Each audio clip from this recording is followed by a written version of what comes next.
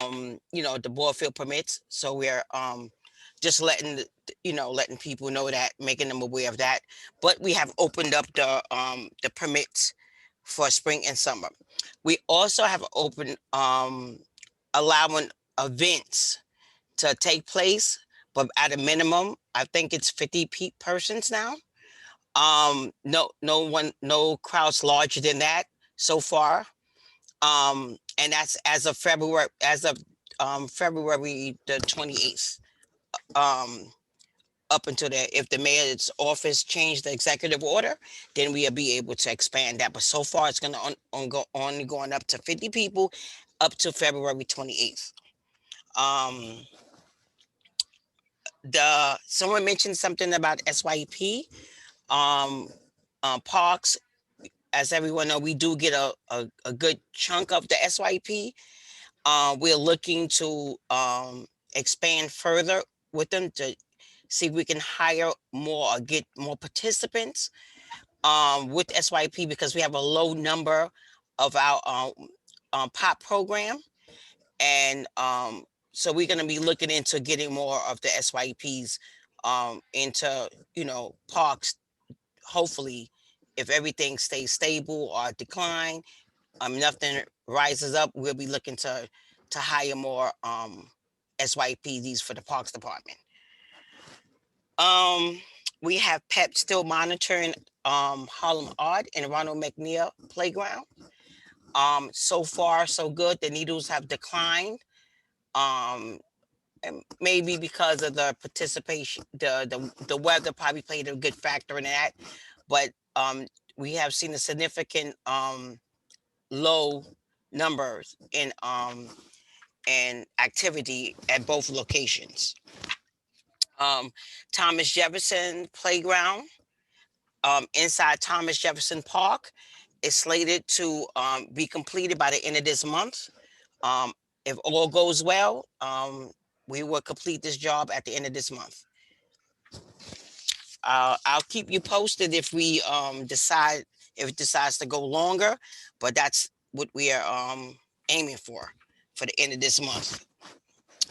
Um, Other than that, um, nothing else. Anybody have any questions?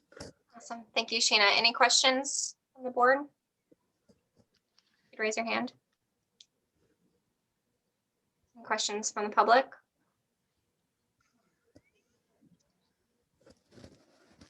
Okay. Oh, here's one. Malik, go ahead. Sheena, I didn't hear how you doing? How you doing, Sheena? Hello, Malik. What did you say about the SYP? When does it start, or is it gonna start, or what was your? We don't know what we work with the agency. Everything now is tentative as of Okay. now. We are hoping to get the SYP um because we're not sure about the other seasonal hirees that we're hiring, the welfare to work program. The numbers have significantly declined, and we're thinking because of COVID. I can't say that is why, but that's probably you know something that added to the declining of participants. But we're trying, if the program goes ahead, we're trying to get more SYP participants to work with parks. Um, Everything now is tentative. Everything is, going on the basis of COVID. We're trying to look ahead, but we don't want to go so far ahead that we have to say retract our words. So we are looking to get more SYP. We're in hopes that everything goes well and we don't have to go back on lockdown because we had a rise in COVID numbers. So we're looking ahead. That's why we're taking it. The mayor's office is like taking it month by month, week by week, and sometimes day by day on certain aspects of the parks department. So, and probably all over, but we're looking to do that. And hopefully, if everything goes well, we'll be able to hire, um, um, gain a lot of SYEP participants, because I like them. It gives the kids something to do and keeps them out of trouble and have some pocket change when they go back to school, in September. So hopefully that'll work out. Thank you. Thank you, Malik. Thank you, Sheena. You're welcome. If there are no other questions, we can move on to Marcus Garvey Park. Hi. You know, now is the off season for us, so there's not much to share. We're currently developing the public art projects that we put on hold in 2020. They're actually half made. We had to put them on hold though. So we're combining those with the 2021 public art project. So there's 2 in the works for Marcus Garvey. And then there's also projects in the works for other parks in East and Central Harlem. Tamika Mapp asked about the summer youth programming on Randall's Island. We had a Harlem Youth Gardeners program in the 4 historic Harlem parks, which was managed by Morningside Park. So, you know, make sure we can stay in touch because I know we're actively fundraising for that program again for 2021. So that's for Tamika specifically. And for Nye, I have some ideas about the mass distribution. I just didn't have time to call you today. So we'll talk about it later. Connie, if you don't mind, whether we want to talk later or over the weekend, but also we have DOHMH coming again to Health and Human Services on 6 p.m. on Monday. You're welcome also, of course, to join us then so that we could get them to commit and be accountable to whatever ideas we come up with. So let me know. Okay, Always sounds good. Thank you. Hi, everybody. Hi, Connie. Happy New Year. Thanks, Happy New Year. This is Jana, Administrative Historic Harlem Parks. I think I started my video, but I can't see myself. So hello, everybody. Hope you can see me. So Connie, thank you for your report from the Marcus Garvey Park Alliance. I wanted to share, and also Sheena, I'm not sure, I got here late due to parking problems. But at Marcus Garvey Park, I'm excited to relay Jessica and everybody that we are working on some really good plans just in terms of addressing some of the challenges around the amphitheater. And we will have, I hope to be able to give you confirmed specifics on the next CB11 meeting. With that said, that's around the amphitheater, but tomorrow I'll be there on site and we'll be working with Sheena and our natural resources group around tree planting that we're going to get started tomorrow. There are expected to be cherry trees and other lovely additions to the park, so we can give you more news on that.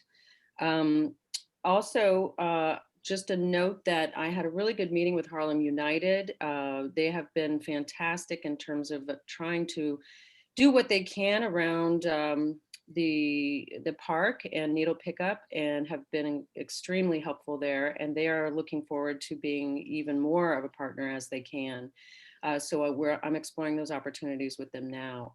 In addition, I'll be continuing to talk with different block associations and neighborhood associations around volunteering in the park, particularly as we head towards spring, which is exciting and hopeful, as there's a lot of interest being generated around more activity in the park. And I know Connie and the Alliance is working on that too.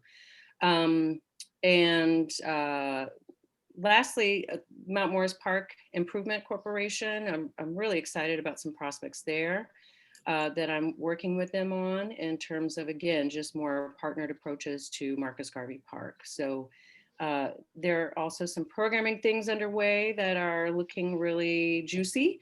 One, we hope to confirm this week, it will be on January 19th and very much be oriented toward green energy, anti-racist alliances, and arts activity in the park ongoing. So those are just some notes from my end. Jana, can I just ask you, by any chance, do you have We were emailing about those 2 dangling tree limbs that you responded to. Yeah, Sheena's team's been working on that. Sheena, I don't know if you have a note on that. Y'all can hear me? Yeah.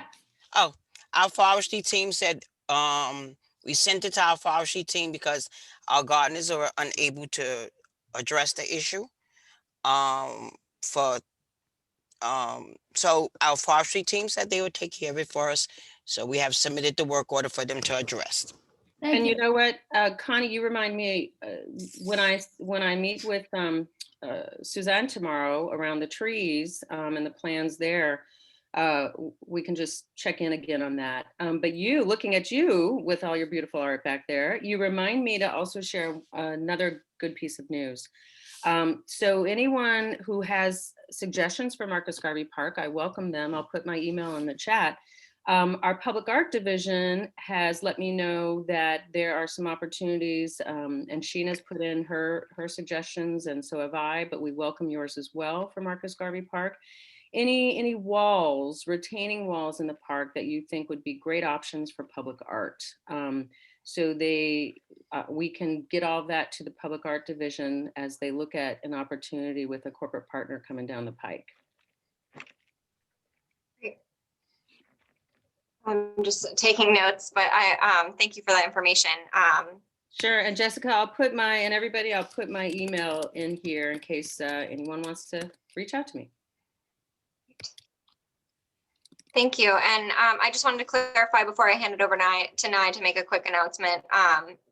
With the events, you said, just to clarify around the January 19th events that are beginning, those are ongoing.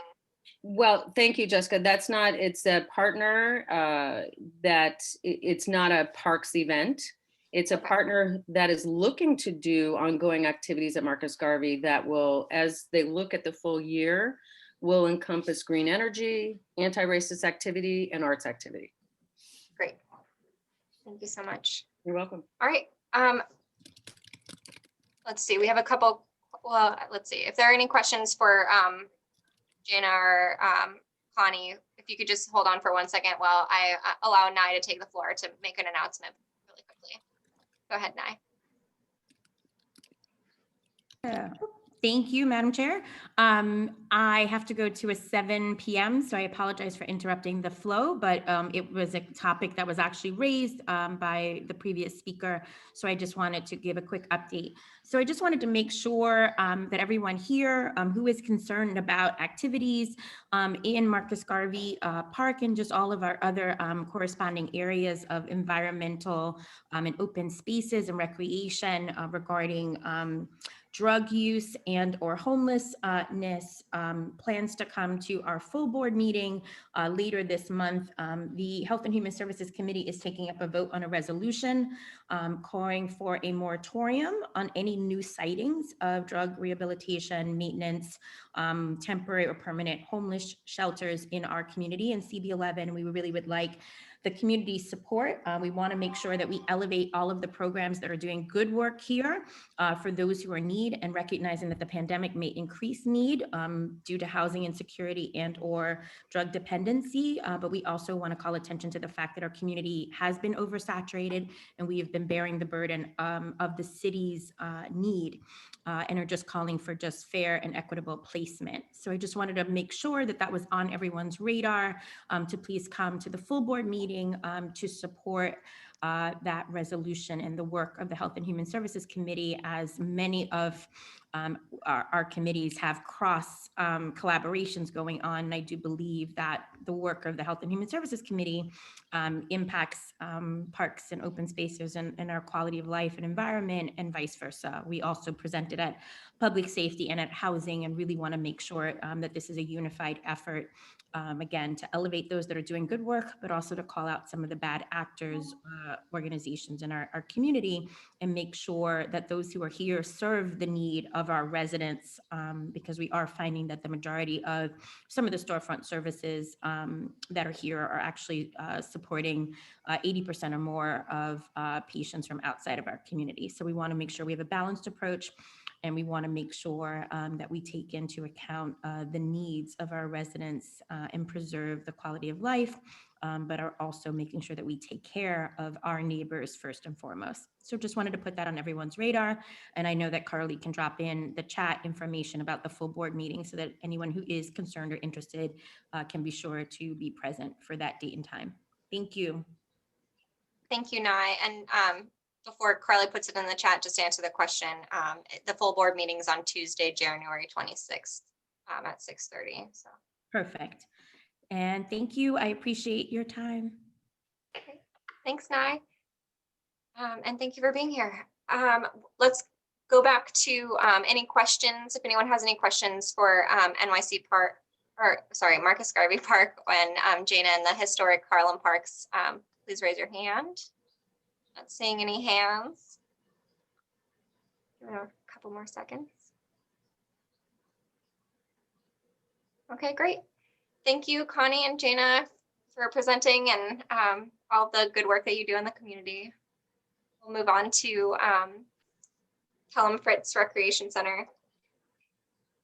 Sheena, I don't know if you want to give announcements about that. Sherry, I'm here. I'm on the Oh, Sherry. well, Happy New Year to everyone. Yes, I'm here on the line. We don't have any new updates as to when they're going to start the Cascade renovation for for Pelham, because we're at the point where we're waiting for, I think, a building permit to be issued to start the construction. So there's no new updates other than that. Do anyone have any questions? Any questions?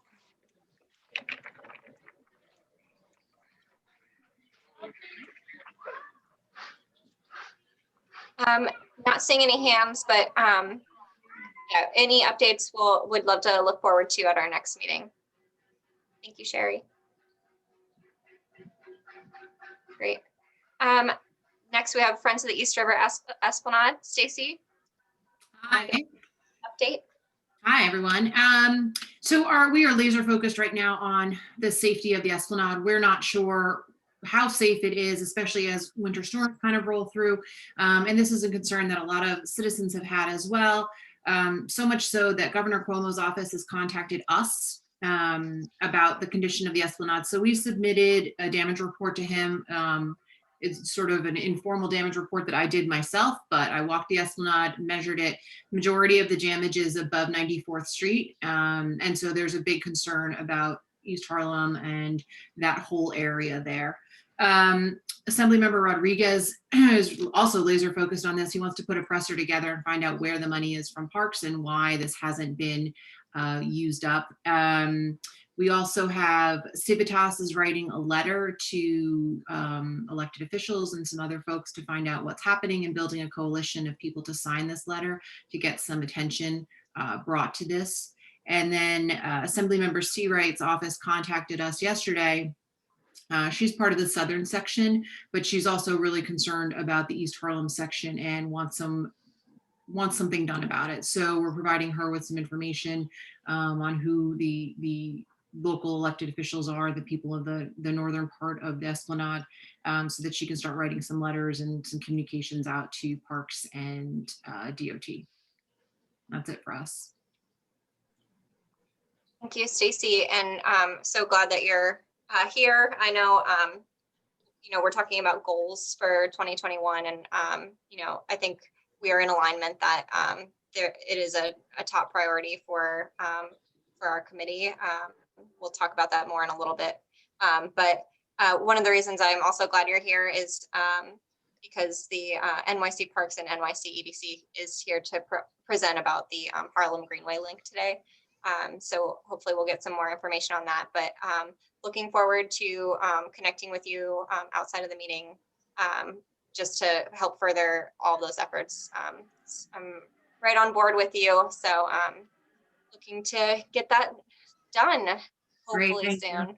That would be a great thing to happen in 2021. Yeah, I agree. Yeah. Are there any questions for Friends of the East River Esplanade?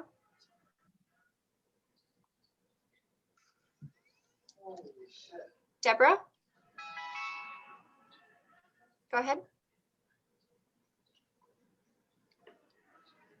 Hello, hi everyone. Hello. Happy New Year's to all. I was curious to know what type of damages are what kind of damages are at the East River. So on the Esplanade, walking the Esplanade, I measured out sinkholes from what I could see. So obviously I couldn't get underneath the Esplanade, but from walking it, I measured the number of sinkholes, their width and depth.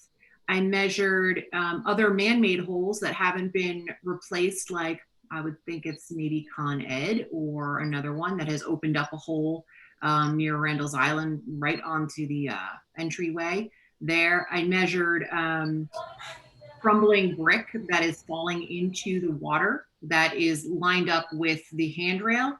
And some of it has like mesh fencing covering it and other doesn't, like other parts of it don't. I measured any barricades, metal barricades that were posted along the Esplanade, and they're there to protect people from going on a non-weight bearing section of the Esplanade. I also measured where the Esplanade was blocked off. So you get to 114th Street and there's full fencing up until 117th Street. You get back on the Esplanade at 120. You can only go down to 117. And Deborah, I don't know if you know, the area that we cover is 60th to 120.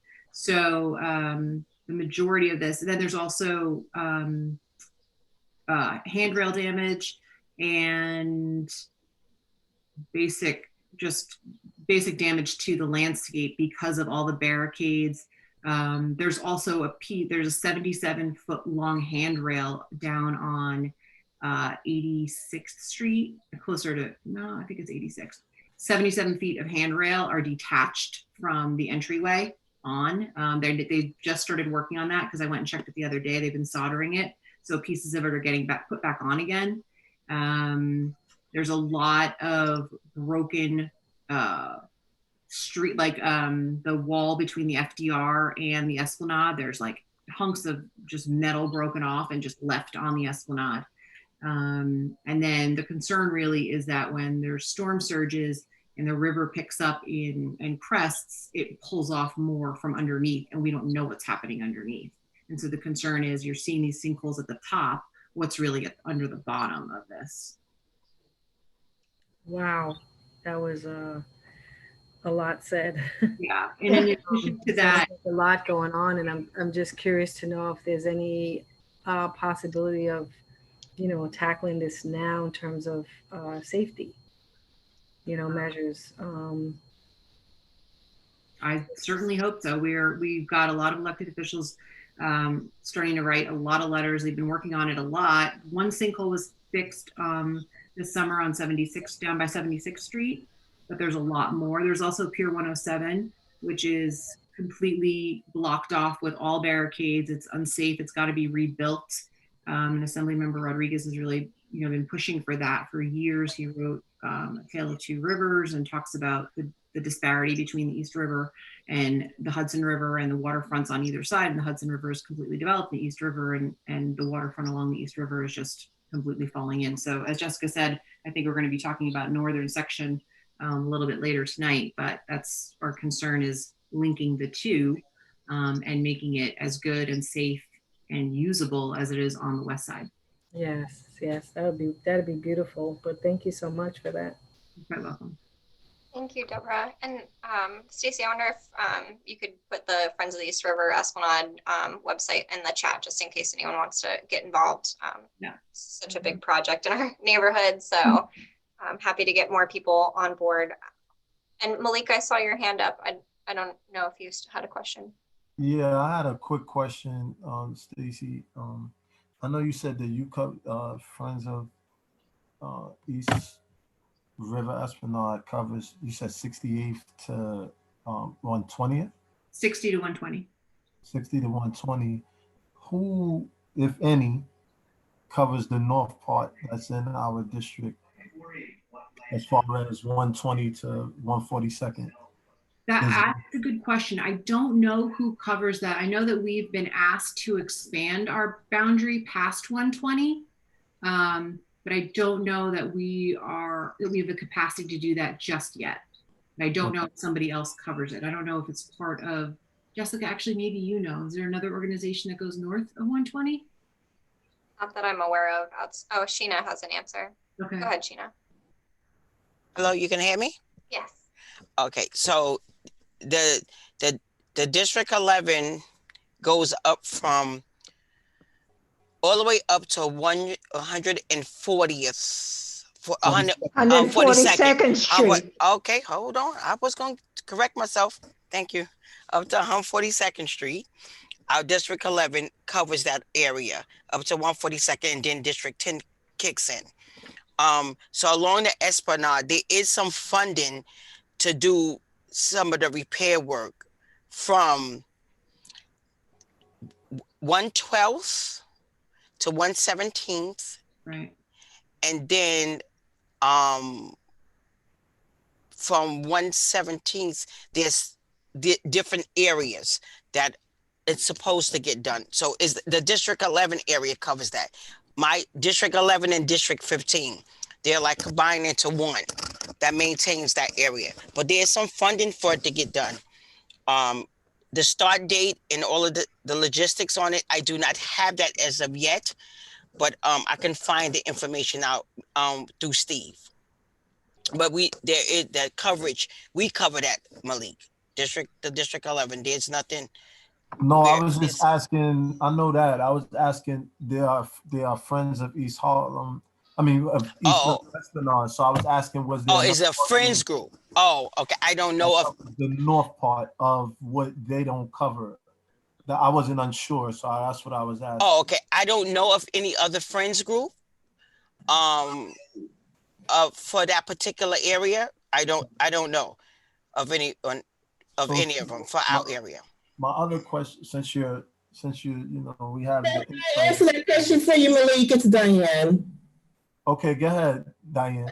So I put it in the chat. It used to. This is where historical knowledge comes into being. Okay. Please. This is where it comes into being. Richard Toussaint used to have an organization called the Friends of Harlem River Park Walk. It was handled by Harlem, it was funded by the Harlem CDC, and it included the Riverton, the Lincoln, and as well as it included the Riverbend, which, as you know, are the ones that actually sit on that particular portion of the river. So, as you know, he has passed away. Tom Lunkey, I think that's a name some of you are familiar with on the call. He is no longer with Harlem CDC. I'm quite sure at this point it's not as active as it should have been. And I think you're going to hear a presentation about the Harlem Green Mile, I think some point today or later down the road, which seems to have taken it from the agency, handling of the agency, but in terms of a local organization, was Friends of Harlem River Park Walk by Richard Toussaint. Does that help? Yes, so we just don't know from 120th to 125th. I think, and Stacey, keep me honest here, I think the Friends of East River Esplanade is looking at expanding it to 125th Street, 60th to Yeah, we're looking to expand the geography. I think it's just like I think it's semantics at this point. I don't think we would cut off anything that stopped and said, oh no, that's 121. We're not doing anything. Like that's not, I don't think it's about that. I just think it's, I don't know, internally or paperwork or something else. But yeah, I think we could certainly help up to 125. Thank you so much, Diane, for your historical knowledge, and Malik for your questions, Sheena for your answers, and Stacey for all of your work with the Friends of the East River Esplanade. I can tell that, it's not a boundary thing with the work that you all do. So excited to keep pushing that work forward together. And grateful for Diane pushing our 2021 goal already for historic knowledge. So thank you for filling in the gaps where the newer members like me may not fully understand. So if anyone has any additional questions, let us know. Otherwise, we'll move forward to, I don't believe Debbie was here. Oh, she is here now. Okay, great. Friends of the Harlem Art Park Alliance. Debbie?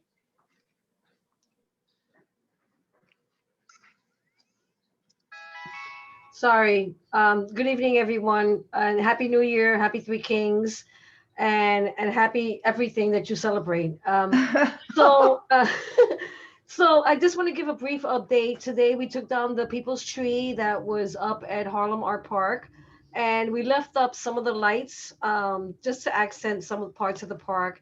And I just want to say that I'm really appreciative of the work that the Parks Department has done so far. A lot of work has occurred with the removal of shrubs and some of the plants, and the gardeners have come in to look at the plants that were transplanted to the sidewalk side of the park.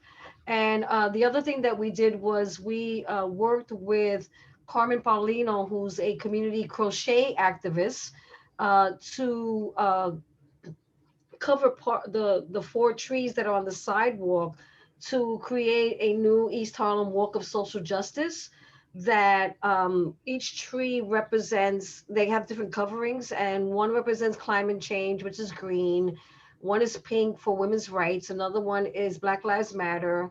And then the last one is LGBTQ plus. So we have these new coverings that are on the trees, and it looks really nice. So I encourage you to pass by. We have been working closely with the Parks Partnership for Parks, where we've been assigned a consultant to work with us to look at the plans for 2021, and we have worked to submit permits for different initiatives that go from now until December 2021, highlighting different events and activities. And we're very grateful for the work, but we also are mindful that there's still things that need to be done. So it's been an interesting time, and I'm very grateful for the support from the community board in terms of putting on the capital expense and projects that include the fence renovation of the Friends Art Park. So we're very grateful, and we're just moving forward, and we're just very excited about what's going to happen moving forward. Thank you so much, Debbie. You mentioned that you're putting permits through for the rest of the year. It sounds like a huge task. So, oh no, it was just like I just sat down and put like 14 different permits. Great. And we're just moving forward, you know, just trying to do things the right way now, because we all know that at some point we will get back to normal, and that means that, you know, you just have to do things the right way. Yeah. Well, congratulations on moving forward in such a big way, and hopefully we can learn from your project planning for our goals this year for the committee to get people out to the parks, and and if you want, I can share with you the report at some point that we did.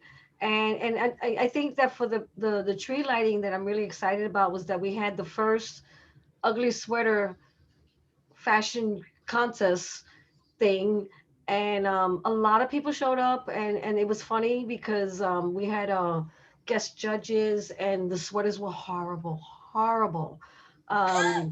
All I'm going to say is that my sweater was pink flamingos with sequins and sunglasses. So what we're trying to do is to utilize the trees that are in the park for adornment, for different events and categories. And you know, we're just grateful that we're just navigating this system with the support of Marcus Garvey, the support of the community board, and the support of all the crazy people, or all the people that support my craziness. So I'm really grateful. Thank you. Great. Thank you, Debbie. Are there any questions for Friends of Harlem Art Park Alliance?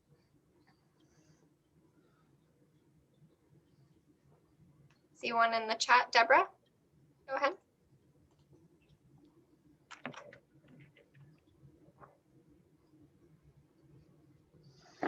Thank you, Debbie. That was a wonderful presentation. I'm excited. I wanted to know if it's possible that 2 of the trees can also be designated as or for domestic violence and mental health So there's only 4 trees on the block. But there's another project that I'm thinking about on 120th Street, that we've done some work on the fence dedicated to Ruth Bader Ginsburg, and I'm looking at the the 4. No, actually, there's 5 trees on the park. I mean, on the 121st Street between Lexington and Third, as something that we can utilize. So I would definitely think about trying to designate things for domestic violence, which is purple. And then I don't know if there's a specific color for mental health. And if you can help me with that, I would appreciate it. Because I think that I'm hooked on public installations. Well, I've been hooked for a while, but I think I'm getting excited about how to utilize the intersectionality between the natural existing things like trees and fences, to promote the concepts that most impact this community. That is great. That is awesome. Yes, if I can be of help, I sure would love to. Yeah, if you could, if I mean, I could actually look it up, and what I can say now is that I will commit to designating, 2 of the trees, and they're not big trees; they're really small. They're smaller trees than what's on 120th Street, to mental health, and Domestic violence. domestic violence. Okay, cool. Oh, great. Awesome. Awesome. Awesome. I'm Thank just telling you that the dollar store is amazing. And what we have done is we have actually, I still have to, those to-do lists. I want to send a letter of thanks to the dollar store, because a lot of the materials that we used in our work was from the dollar store. So I just want to give them credit. Yes, absolutely. Thank you Thank you, so much. Debbie. Yeah, and I don't see any other questions, but I just wanted to say that I was feeling a little down this week, so I feel so inspired by all of you and everyone who comes to this committee meeting and provides such valuable events and resources to our community. And y'all are just so inspiring, and I really appreciate each and every one of you. So thank you for bringing light to our community and making this meeting so enjoyable. Carly, if we could move on to the presentations. Thank you, everyone. We'll start with the presentation by NYC Parks and NYC EDC about the Harlem Greenway link. Alda's going to introduce us, correct? Yes, I think someone may already have the presentation. Is that going to be shared? Oh, sure. I didn't realize you had wanted me to share it. Let me just pull it up. Oh, yeah. Sorry if the wires got crossed a little bit. No but yeah, we can start. Hi, everyone. My name is Alda Chan. I'm a planner at the New York City Parks Department. I'm joined tonight by some of my colleagues from New York City Parks, Sarah Nielsen, as well as David Smucker and Len Greco from EDC. Wanted to say Happy New Year. Give you an update on this project. We wanted to be clear, this is for the new park that is being built from East 122nd Street, East 125th Street to East 132nd Street. We were actually here a little over a year ago in December 2019, and we're excited to be back here today with an update. Actually, do you want us to, oh, thanks for doing this screen share. And yes, so we were here in December of 2019 with an update on the project. It's been a little over a year. A lot's happened in the world. We have some updates on the project. Moving forward, we would like to come more frequently, maybe every other month or quarterly, just to keep you guys updated on the progress of the project, and also incorporate any feedback or input that you may have. Next slide. Thank you. A little refresher, this project is part of a broader initiative that the city and the mayor have had about connecting the Greenway around Manhattan, closing the loop around the island, a big one of which you all know is from East 125th Street to East 132nd Street. For many years, this segment of the waterfront has been a staging area for DOT or TBTA projects. Happily, we're at a point where that area is going to be turned over to be built into a new public waterfront park. We're really excited because it's going to provide greater access to the waterfront, pedestrian pathways, greenway, as well as a brand new park. Next slide. And as many of you know, in 2018, we came up with a concept plan along with the community for this new park. We had a number of different community engagement sessions back in 2017. This is a slide from a presentation that we actually gave in January of 2018 about that concept design. We had a really lengthy community visioning process for the site, really gathering community interests about what this future park should look like, what the community needs were. The community board was a big player in this, but there were also a number of other community stakeholders that were involved as part of the PAC, or the Project Advisory Committee. These folks that we worked with included reps from the Harlem Community Development Corporation, the African Burial Ground Task Force, Friends of the East River Esplanade, Friends of the Harlem River Greenway, RIPA, Civitas, We Act, Sobro, Harlem Run, Marcus Garvey Park Alliance. We also reached out to a number of the NYCHA attendant associations, including Wagner Houses, Lincoln Houses, Riverton Square, amongst others. And so just some photos of the workshops that we had at Fritz, for folks who may remember, and some of the mobile outreach. Just a refresher. Next slide is the actual concept plan that we shared with the community in 2018. Many of you may have seen this image.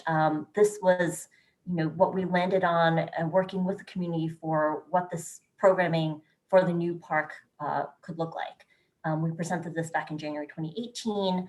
This is going to serve as a guide for the project that we're working on now with EDC to actually build out this park.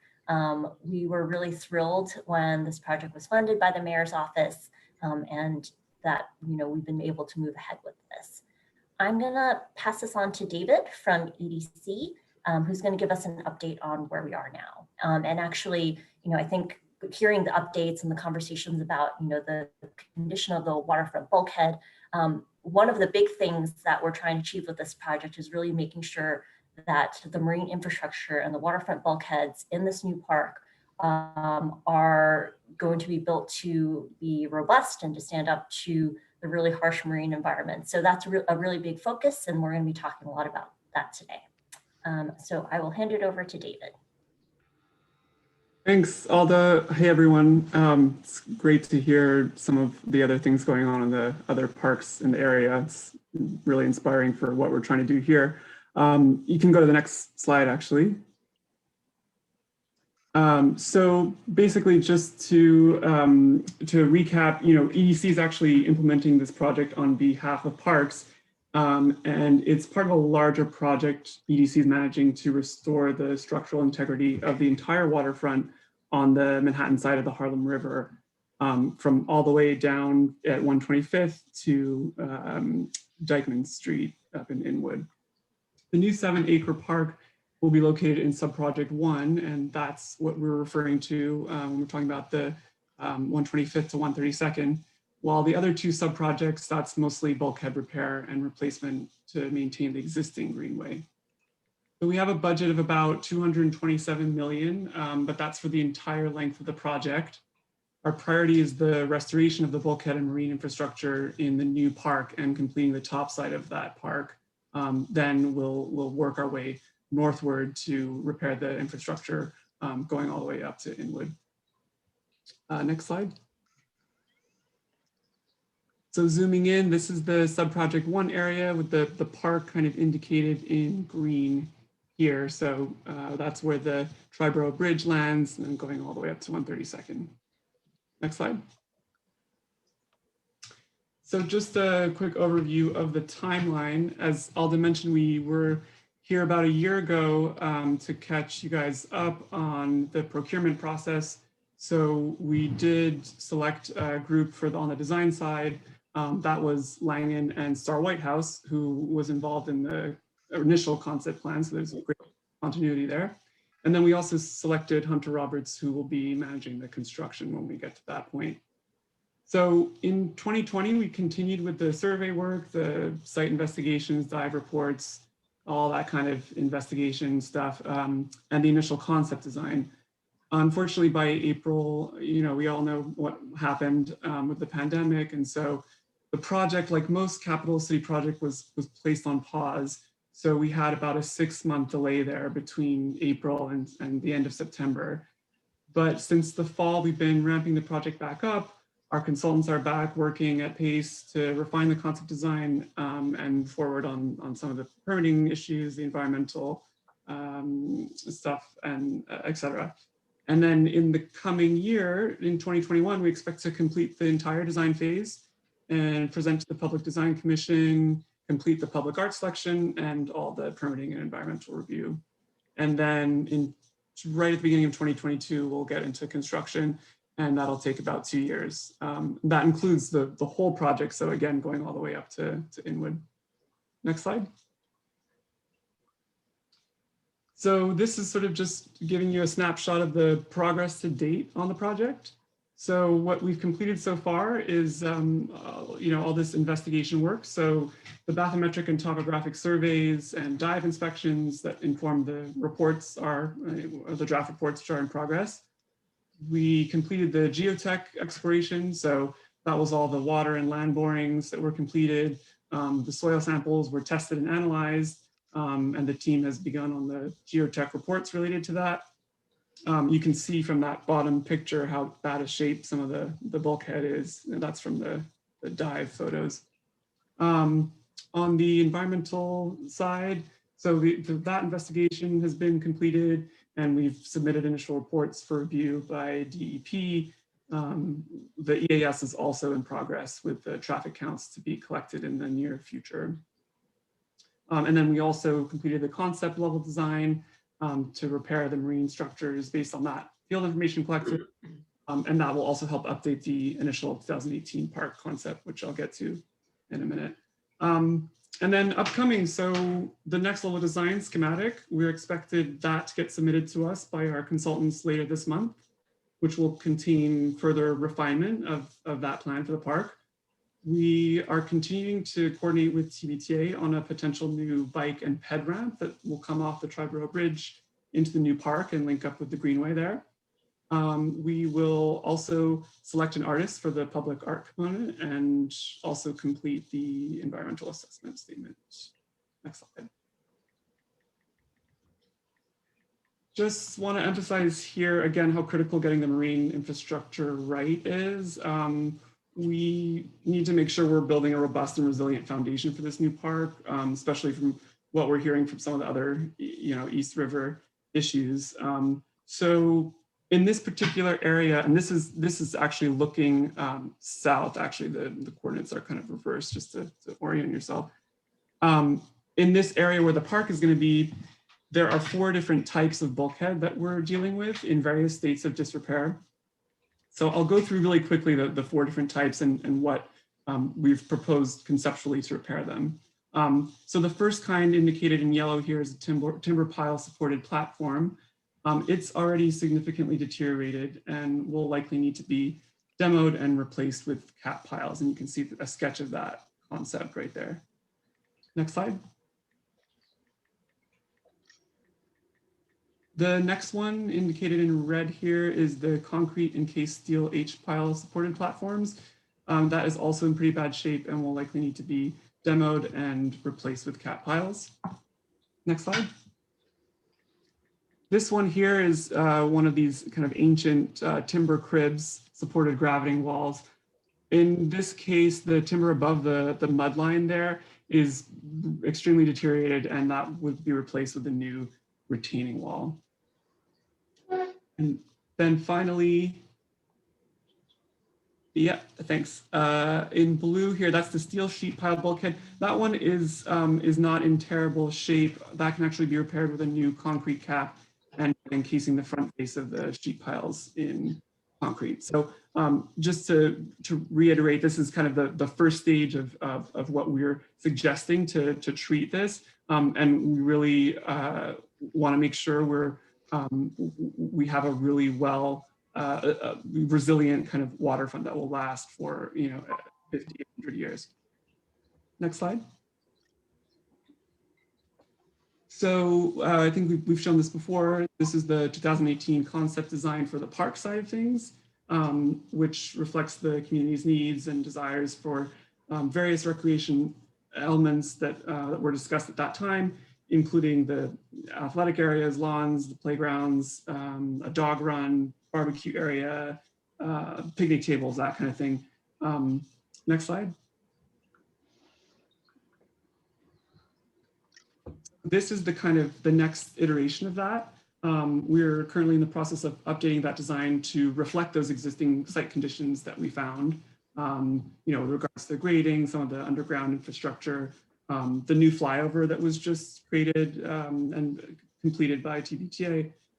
So the team right now will be refining those details in the park right now, like some of the edge treatments, the alignment of the path, some of the materials used, or that kind of thing, while retaining the basic programming elements that were based on the community input. And then again, we're also coordinated with TBTA on that potential new bike and ped ramp that will come off the Tri-Barrel and enable a direct connection onto Randall's Island. So this is what's going to get updated as we reach the schematic phase of design, which is coming right next. Next slide. Also just wanted to touch on the public art element. So, we want to make sure there's something unique about this park and obviously make sure it responds to the historical context of the site. We're looking for something that engages visitors, that has an educational component, that's accessible, but that will also be durable and low maintenance in the face of a harsh marine environment. So we've assembled a really great committee. Some I think are on this call. I think Connie is on this call from Marcus Garvey. We also have included a few other local groups, Terra Boricua, Schomburg Center, and then other members of the jury panel will be our design team, Star White House, and some of the city agencies. Just to give a little overview of the process, so we assembled that jury and came up with a long list of artists, mostly local. That was whittled down to 4 artists who are all actually, have some sort of local neighborhood affiliation. And they are in the process of submitting their proposals for our review. And we'll get to a selection a little later this month. Once that proposal is selected, that will get further refined before being submitted with the rest of the project for the Public Design Commission review in the summer. Next slide. Okay, so we're getting to the end here. So just to recap, kind of this is what's coming up in the next year or so. Schematic design and artist selection is going to happen later this month. Environmental review and permitting is continuing on through the year. PDC submission will be a little bit after that, and we'll reach final design by the end of 2021 and ready to begin construction first thing in 2022 for a duration of about 2 years. And as Alda mentioned, we want to be able to come back to you guys more frequently. Actually, we were going to last year, but of course, COVID hit and threw a wrench in all our plans. So happy to answer any questions. And again, we look forward to coming back in a few months or whenever it makes sense. Thank you, David, Alda, and team. Greatly appreciate you coming back to report on this. It's obviously the whole East River Esplanade up through the Harlem Greenway link is all very important to this committee, and we appreciate you continuing this work and all the progress that's being made moving forward. I have a couple questions personally, and then if anyone on the board wants to prepare to raise your hand, or the public, please do so. Just curious, when you talked about the progress to date, mentioning the underwater surveys and investigations that took place. That all happened quite a while ago. And I'm just curious, as you know, we've been talking with Friends of the Easter Esplanade, and as Stacy has mentioned, there's been a lot of damage being done every day. It seems there's new holes, and I'm just curious if there's any need to go back and sort of update that understanding of the conditions, or if that's something that is going to be dealt with as we move forward. Yeah, that's a great question. And actually, we did have our consultants design or dive team go back in the fall to re-examine some of those areas that had changing conditions since the last time they were in the area back in late 2019 and early 2020. So they have gone back to ensure they have the latest data there. Great, thank you. And then you mentioned schematic design is going to be finished at the end of this month, and the final design is coming towards the end of this year. I'm an architect myself, so I am very well aware that it's very easy to make changes in schematic design, concept design, but it gets harder as you move along the process. So I would just encourage you, even if it's just a quick update, if we could get any progress for schematic design, and as that moves forward, I definitely think bi-monthly meetings would be helpful for us, just because it's the level of importance of this project is so high. Yeah, I couldn't agree more, and we're really eager to see what progress the design team has made and get your guys' input on it as well. Great. So I don't know if that looks like, maybe if you could just send that to us and we could review it internally, or and provide any feedback, or if you would rather come back in February or March to give an update, just let us know. Okay. And then my last question is just about we've been talking a lot about fitness equipment recently, and the need, especially during COVID, for outdoor fitness equipment. So I think that's something to consider for the park. And I'm curious, as you know, with Sandy and our neighborhood's a lower lying area with the East River. So if there's any resiliency aspects of the project. Yeah, I'll let Parks answer on the resiliency question. But just on the fitness side of things, that was one of the elements in the concept design that we have in there. So good to know that that's as important as ever, especially in these times. We'll make sure that's included. Great, thank you. Yeah, and so in addition to address the resiliency question, we are looking at a slightly higher elevation for this site. Right now, overall, it's at around grade 8 or 8 feet above sea level. We're looking at right now approximately elevating it by around 2 feet to take into account sea level rise to around elevation 10. That's roughly what we're looking at. But we'll also, as part of what Parks has been doing for all of our new parks, be incorporating a more resilient palette of plantings and looking at resilient materials. That is something that we've been doing across the board, and we'll certainly take into consideration here. But I think the main thing that we want to emphasize for this site is looking at the higher elevation. Excellent. Thank you so much for answering my questions. I'll pass it over to our Vice Chair Malik to ask his question.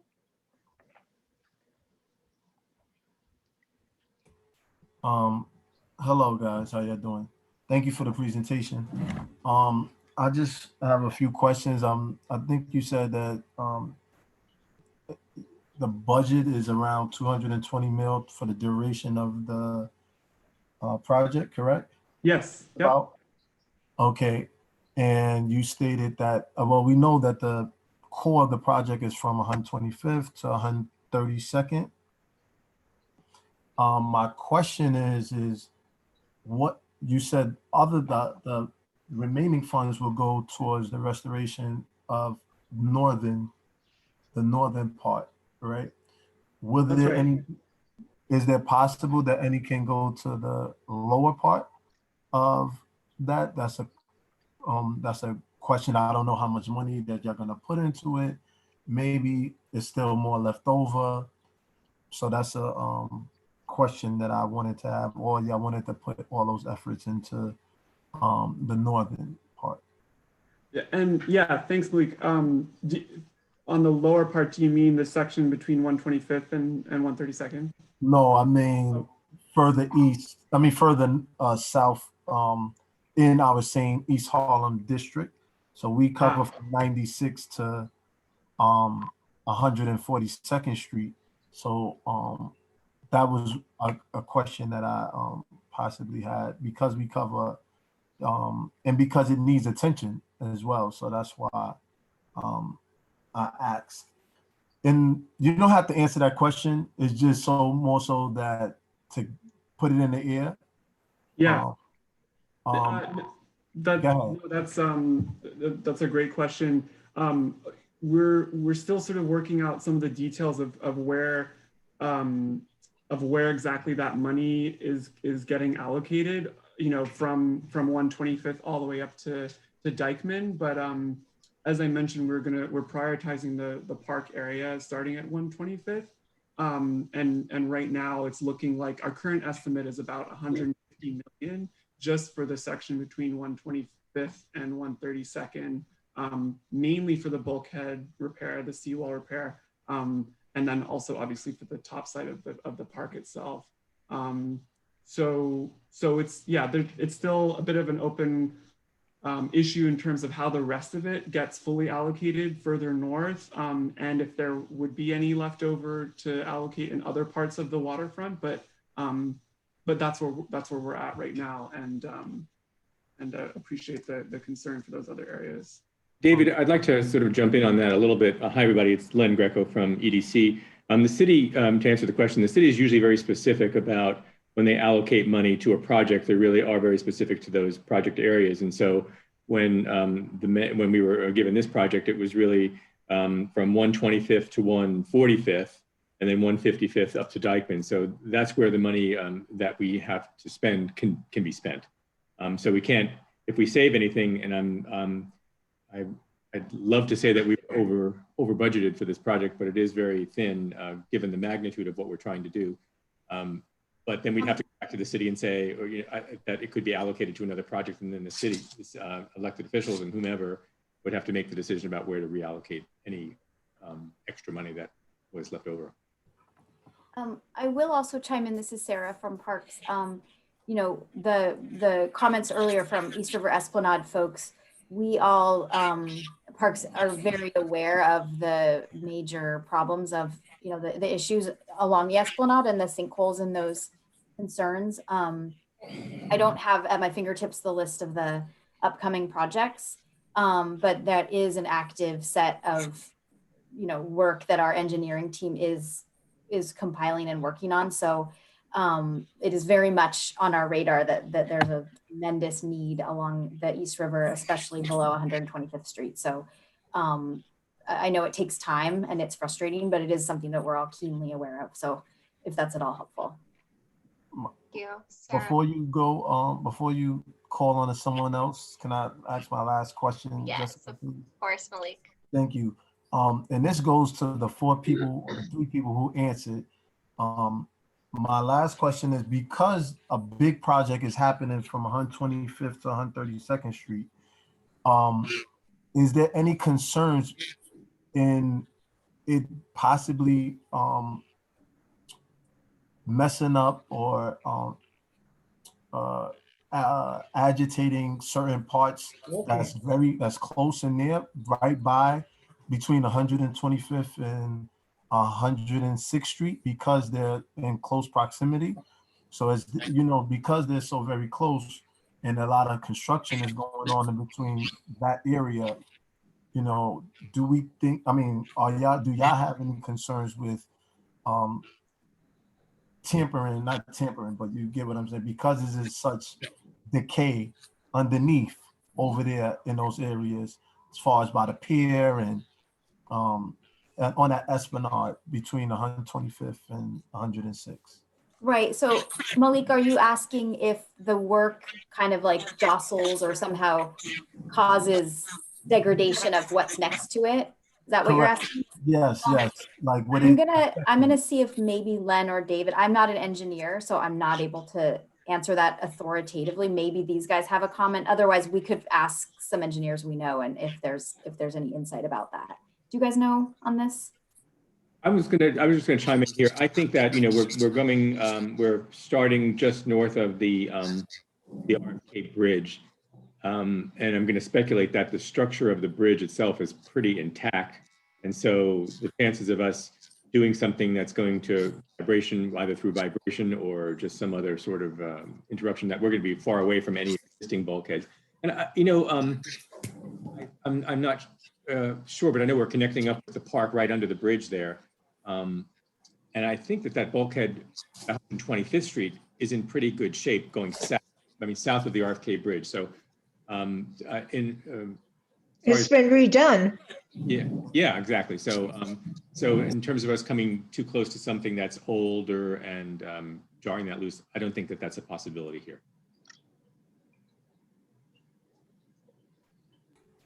Thank you, Mike. Do you have any other questions? No. Great. I just wanted to ask, you mentioned a number for the 125th to 132nd streets. And I missed it. I was just taking notes. Oh yeah, and this is just currently where we're at with the estimate. So obviously, yeah, I understand. It's about 150 million. Okay, thank you. Excellent. And then I'll pass it over to Diane, who has had her hand up for a while. So my question is really some planning thoughts here. In any of the discussions with the community, did anyone bring up putting a ferry at that location? Don't all answer at once. Wait. Answer at once, okay? Let me. This was a conversation that at some point at the community board that was being held about the fact that there was no ferry stop in East Harlem. The earliest one is 90th Street, and then you don't get anything for the rest of the work, for the rest going north. Being that you're strengthening the bulkhead, being that you're doing all this infrastructure work, were there any plans or thoughts to, at some future, put in a stop? And if not, I most certainly think that EDC should start considering that. I can take that one. I don't know, as you know, EDC handles the New York City ferry, and so we've been slowly expanding that. And I can check into, we can come back with that information at the next meeting. I suspect that because the river starts to really narrow up there, that it might be a difficult thing to implement, but I'll check and see if there are any plans for the future to include some sort of ferry service. And Wahira, you may know something. Yeah. Hi. Hello, everyone. Wahira from EDC. To answer your question, so the city did in 2017, 2018 to determine where the next ferry stops were going to go. So they looked at a ton of locations. I don't know if East Harlem specifically was, but they did look across the city in a bunch of different neighborhoods to determine feasibility. So for the foreseeable future, the ferry stops that are going to be constructed have already been announced. So, you know, in the next couple of years, we aren't going to be adding anything outside of that. But it is really good to know that East Harlem is very interested in a ferry, and we can bring that information back to the ferry team. So, you know, when the studies start happening again, when they start having more conversations about expansion, we'll make sure that, you know, they take a look.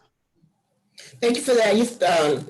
I also just want to emphasize, as you're putting together these bulkheads, which I think has a tremendous impact on, obviously, a de-embarking or debarking from a boat, that plays a critical role. And that's what you said, Leonard, about it narrowing as you go further north, yet Yankee Stadium has one. So, you know, it's just a question of putting it out there. And as one of the board members, I'd like to put it out there so that the next time, and also in planning purposes, to see that we'll be able to handle one in that vicinity. The second thing I'd like to know is there a bathroom or facilities going anywhere there? Yeah, right now there's no plans for a comfort station. Why? Come on, man. Well, there was an initial question about it at the concept level. My understanding is back in 2018 for the little kind of triangular shaped entry area. We're still kind of looking at it, but I'm not sure we have budget at the moment for bathroom facilities. I just like to put that into your mind thought as you go through it. Yeah. And just think about this. You're talking about 7 miles. You're talking about people coming from 131st Street and no bathroom. I realize that public urination is fine now, but still, there is a need for it. And so I'd like you to take that back as well.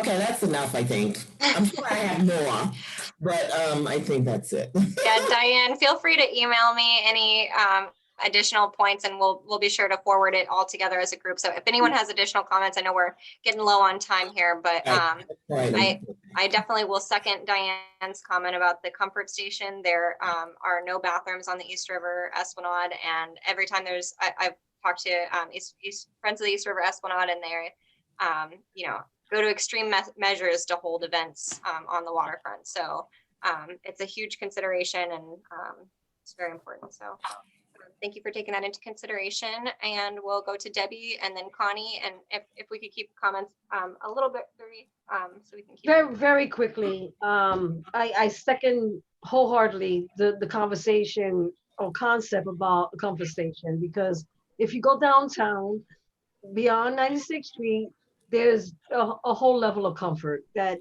we always suffer from here in East Harlem. But what I'd like to talk to about is the artist selection and what's the process, and the concept of who are you utilizing, how are we going to be involved, and there's so many artists uptown past 96th Street and below 96th Street that should be exposed. So please help me understand this. Yeah, sure. So we started that process last year, working with these local groups to come up with this long list of artists, and then from there that was narrowed down to 4 artists. They're all local. They have local affiliation, and we'll be looking at their presentations and their proposals later this month, and we'll kind of make a selection from there and refine it, and again making sure that it responds to the particulars of that site and is addressing the context of the neighborhood itself, obviously. So David, thank you so much for that. But when you say local affiliations, what does that mean? Is it that they're residents, or that they have a gallery and then they live downtown, or because you can say affiliations. Yeah, it could be anything. I know what you mean, Debbie. Yeah. I don't think we can share their names yet, but I know that some of them have like work in the community, are from the community, are involved in the local art scene there, specifically in East Harlem, because that was one of the first kind of requirements that we had for the short list. Connie, maybe you might want to say something about that since you're on the committee, but that's kind of how we got there. So I appreciate that, but I would hope that in the future that the community board has some type of participation in that as well, because we have a number of artists here in our community that have not had the same opportunities compared to other communities. So while we appreciate the effort, and maybe I'm just a little bit in my mode right now, and I apologize, but and maybe I'm thinking about Carmen Villegas, who used to be a community board member, who said after a certain age, you can tell the truth. And I think that I hit that age. So I just want to say that it's really time to stop navigating this in a way that creates less opportunities for artists here in this community. Thank you, Debbie. I agree. And I think it's definitely something that we can look forward to in the future. One of our goals is working closer with city agencies to bring us in earlier on in the process, so there's not this sort of like tension when it gets to be too late in the process, and there's not, we feel that there hasn't been enough community engagement on our end. So definitely hear you, Debbie, and thank you for making that important point. And I'll send it over to Connie for our last question before we move on. I actually just wanted to jump in because there's been some questions that I actually have the answers to. The bathroom. It was determined during the visioning sessions and afterwards that the best location for the bathroom was Cracker's Whack Playground. So I think we need to follow through on whether or not there was talk about building the bathroom there and there was money allocated for it. But I think we need to be updated if that's still the plan. And that actually really does make perfect sense because there's room for it there and it's literally right there. And then secondly, I wanted to jump in on the ferry question because that came up during all the community engagement sessions. And as was mentioned, it really was determined that it's not a good site for a ferry. But I do think it's really important that the idea of a ferry in East Harlem is floating around out there, just not in this particular site because there was discussions about currents and all kinds of things. And then just lastly, with the artist selection process, there were many local East Harlem artists whose names were put in front up for this project. And the initial, I've forgotten exactly how many artist names were put up, but those recommendations came from the arts organizations like Talabrawiqua, El Museo del Barrio, Harlem Arts Alliance. And at this stage, it's actually down to 3 artists and not 4 because one of the artists had to recuse themselves. But they're all local artists that I think everybody will be really pleased about. And I'll leave it at that. Thank you, Connie. You're welcome. Great. I appreciate everyone's contributions through this. I know this took a little longer than we expected, but like I said, very important project that we all really care about. And I just wanted to mention that we are looking to have the Mayor's Office of Resiliency and Parks come in February to talk about the resiliency study. So I know we haven't received an answer back from you all on that, but definitely something also that is very important to us. So I'm looking forward to your presentations on that in the future. Thank you so much for being here, and definitely would like to have another meeting, if not next month, then the month after, and then however often as is reasonable for us. Definitely don't want to overwhelm you, but want to stay involved. So thank you for coming and for all of the great work. Great. Yeah, thanks everyone, and thank sorry for taking up so much of your time. Thank you. Great. Carly, I believe we switched things around a little bit. We're going to go to, yes, the New York City Soccer Initiative pitch proposals that we talked about last month at Peter Minuet and Cherry Tree Playground.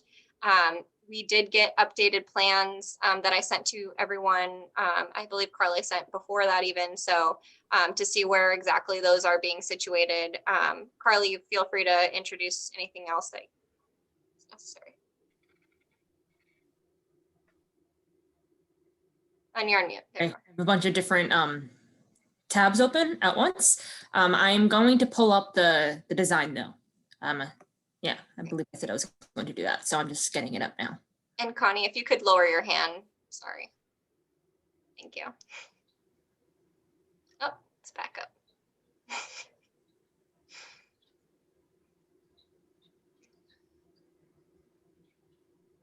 Okay, just to give everyone a quick, I don't know, a quick update. We're just gonna do a vote on this for a letter of support. It's possible that we could split the parks into 2 different parks and do 2 different letters of support, depending on how we feel, but we will be entertaining that as a option for this evening.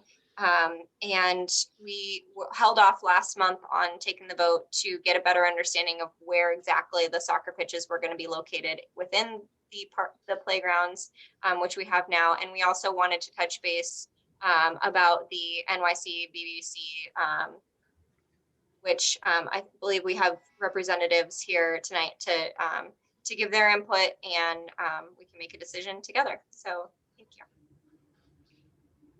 Carly, for pulling that up. No problem. So yes, first I have Peter Minuet here first, and then I have Cherry Tree. So, oh, I'm sorry. If anyone has questions about either, let me know, and I will navigate to it. Irfan, do you want to make any comments about the situation within the parks at all? Yeah, so let me just quickly, should I just rehash quickly the initiative if people missed it? It's a 5-year initiative. We're in the 5th and final year. We're so happy to be back in East Harlem. We've worked together in the past. Since the beginning of the initiative, when I was a much younger boy with less gray hair, I came to this community board and we got PS 83 done. So we're very happy to be back and to present you a proposal. There's no definite, this is a proposal. If you vote on it, great. If you're against it, no hard feelings. We can, it is what it is. But we were drawn to your community because we know it was the hardest hit in the pandemic in the borough of Manhattan. We believe in your mission statement of helping the children of your community because there is a need for leagues. And I actually spoke to Carol and the basketball league, and they were, I'll let them speak for themselves, but my takeaway was they liked the idea, but they wanted some other additional things for the community at Cherry Tree. And I'll let them speak for themselves, but that was my takeaway. But at the end of the day, again, it's a proposal. You had the 2 principals from the meeting in December that fully supported the idea of bringing the pitches here. I also provided you additional letter of support beyond those 2 schools to show what we're trying to do here. And again, really, it's for the kids, and that's what I leave off on. Thank you. Yeah. Carly, if you want to introduce the NYC BBC. You're on mute. Sure. So we have Carol on the line. I'm going to allow her to speak, and I think we only have her on the line, but okay. I believe, hi, this is Carol. I believe Bernard Bowen should be on the line. I'm not sure if he's going to be able to speak. Can you guys hear me? Yes. Yes, we hear you. Okay. So Happy New Year to everyone. As you all know, I'm the wife of the late Floyd Skip Branch. And we used to work very closely with Machine. I don't know if she's still on the call. Hi, how are you? Anyway, just a little bit of background. It was a pleasure to have been able to present to the community board sometime last year for the street co-naming for my husband, which I'm proud to say, I'm always bragging about this, received a unanimous vote from the board because of his 20 years of service to the youth in the Cherry Tree Park for almost 300 kids every year. I'm just simply waiting for the pandemic to die down so I can have the street naming, co-naming ceremony. Yeah. So as you can see, the Cherry Tree Park is dear to my heart and to the legacy of my husband. And if I may also add that I'm already in talks with the Parks Department to have the 3 basketball courts dedicated in my husband's name, especially since we are continuing his legacy by having an annual summer Floyd Skip Branch Memorial Tournament. So when the proposal was brought to my attention with the idea of converting one of the 3 basketball courts to a soccer field, 2 immediate reactions came to mind. The first one was that I find that there's so many soccer fields popping up around the area. And I think that it's kind of unfair that we keep taking away basketball courts from the community where there are mostly Black and brown kids use. Not to say that Black and brown kids do not play soccer, but I just feel that there's so many others around already. And I just keep seeing basketball courts just keep being diminished. My second reaction was, how would that work if we're trying to dedicate the 3 basketball courts in my husband's name because he's solely focused on basketball with his program? How would that work, having a soccer, part there? But then I realized, that my husband supported all sports. And so if I were to entertain the idea of this one court being dedicated to a soccer field, I just found that it would be unfair to just refurbish one court when there are 2 others. This is a park with 3 basketball courts. And so here it is, there's the proposal of refurbishing one court and leave the other 2 courts shabby. And I just feel that it really would be disingenuous to not do something where all 3 courts are refurbished. Pearl, I appreciate you being here. And you mentioned there was someone else, but they may not be able to make a statement. Can I get some clarity real quick, please? Yeah. Jessica? Go ahead. Ms. Branch? Yes, hi. Hello, how you doing? Malik McCullough. Hi.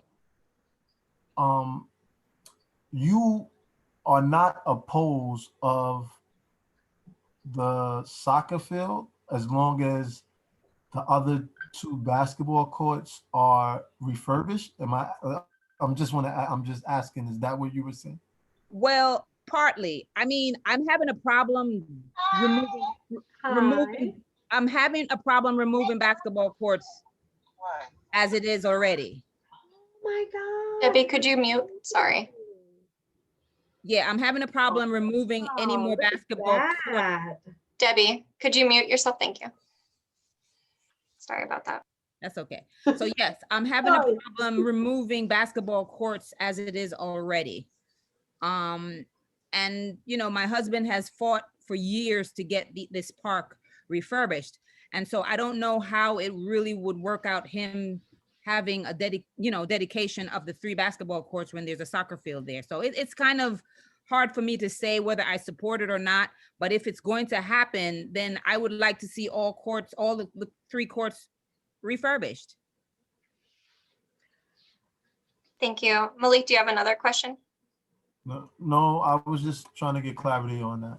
Okay, thank you so much for asking that. And I'll pass it to Russell. And then if anyone else has any questions or would like to make any statements about whether they support or anything about the projects, please raise your hand so we can have them. Good evening, everyone. This is Russell Schuler speaking, and to Ms. Branch, all the blessings, all the blessings. Okay, so I'm talking to the committee itself. I sat in the meetings, and I was led to believe. I worked with Skip, and when it was presented as though the question came up, were the developers in contact with the person that's running the park, and that was an affirmative. And I'm not hearing that because I wouldn't have gone with this in the very beginning. But I'm in agreement with how basketball courts are taking a hit for soccer fields.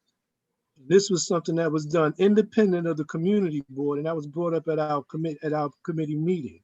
On how no matter how prosperous it looked for whatever population, but we have some standing basketball courts or playgrounds throughout our community where these intrusions, I call them intrusions, because someone outside is making a gesture to make an improvement, and with the notion that, okay, we'll keep it here for 5 years and then you do what you want to do afterwards.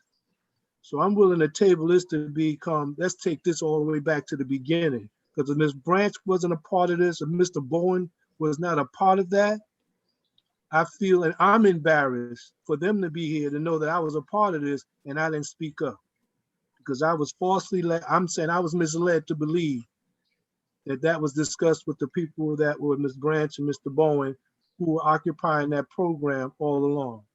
No, we really just had a conversation with them early this week. And so I think we got to revisit that whole notion. Yeah. That's unfair. That's unfair. Well, I think, Russell, that's why we're here today. And that's one of the reasons we at the last meeting had said that, were they contacted? What was the response? And were they in support of this? So we are here today, and I guess we still need some more answers. Right. Absolutely. Yeah, thank you, Russell. And yeah, and David, I think that that was a point that we didn't have all the answers to last month, as you're saying. So now that we have more information, just thinking, you know, if anyone has any further comments before we make any motions, but that if we wanted to, we could separate at least Cherry Tree from Peter Minuet to allow one to move forward while we might be able to revisit the specific location of the second park potentially. I'm not sure, or Fran, if there's any possibility to make amendments to the site or the location, or what the deadline is to. So yes, let me just jump in right away, and let me just say very clearly, this is the city of New York. We are working with the Parks Department, which serves the people of New York. Now, this is a proposal, like I've said, I think 15 times at least, that we see something, we bring it to your attention to see what you feel. If you don't like it, you can vote against it. But today is the day. We need to know your decision on the field. We're not moving it anywhere else. There's no shift. I have to hold my deadlines as well. We have given the community board in middle of November, we notified you of what we were doing. We provided you the presentation as well later in November. There's been over a month now that we've been talking about this. Now, I know that's not enough time, but given the pandemic, the fact that we move as quickly as we can to talk to schools, meet with schools within the 8 weeks that it was open, we moved quickly. So, you know, I'm not here to make things tough, but it is the final year. And that's why we have to move quickly to get this done. Now, if you don't want it, it's fine. We'll find a replacement elsewhere. But we found this area. We spoke to the Parks Department. We spoke to the local school. We spoke to you guys, and we asked, what should we do? We were given Carol's number and information literally on Monday when this presentation was made on December 3rd or 2nd, something like that. So I think there's enough to go around to say what we could have done better, et cetera, but we need to at least know a decision today, because if this doesn't work out, at least give me the time to find a replacement. I think that's the fair thing to do. So again, no hard feelings. I can turn to the school and say the community board didn't want it. I can turn to my God and say I tried, and that's it. But that's where we are. There's nothing insidious going on here. There's no backroom deals. No, we understand. I don't think that's the goal here, and I don't think we're trying to say that we don't want we don't want this initiative in our neighborhood. I think that we want to respectfully acknowledge the historical groups that have been a part of our neighborhood, and not go back on even things that our own community board has supported in the past. So I think, you know, apologies that you didn't get the information for contacting early enough. And but you know, these sort of things are things we have to fish through to make sure that we're making the right moves. And apologies for the misgivings, but you know, just trying to do the best for the community here. It's a crazy time. I get it. No, it's okay. Yeah, and it's not anything to do with the fact that, you know, this is a great initiative. I think we're all in support of it conceptually, and we just want to find the right places for it. So Fair enough. I'll pass it back over to Russell and Debbie to make 2 quick comments, and then we'll touch base. Very quickly, I apologize. My granddaughter just called me, and you know, don't worry about it. But you know, I missed the part of for me, for clarification. Is there a possibility of separating, you know, the support for Cherry, you know, not supporting Cherry, exploring it more, and then supporting Peter Minuet? Because I think that probably, for me, is the best option, because not like I play basketball really good, but I used to play on teams.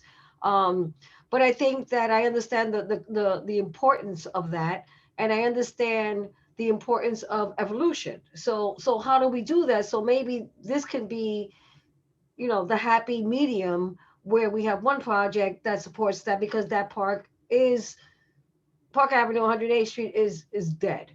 But you know, 3rd Avenue is not. So I would propose that, and I understand the urgency, and I respect the comments, but I understand the process for participating in this fully, in a way that you come to our house and you have to understand how we operate, and I understand how you operate. And there's always an opportunity to revisit this. So that's all I have to say. Thank you, Debbie. And yes, if you want to start percolating a motion in your head, definitely feel free. Can I add something, Carly? I'm sorry. And it's really all about uniformity. You know, we've been fighting so long to have this park renovated, and now here we are talking about renovating one court. Come on now. What about the other two courts? Yeah, but the other thing is that, you know, like when you do tournaments, you know, you have the play, and then you have the warm-up tournament. You know, you have the warm-up court. So that's a whole nother thing. Yeah, exactly. So that's where I'm like kind of like a little So yeah, I hear you.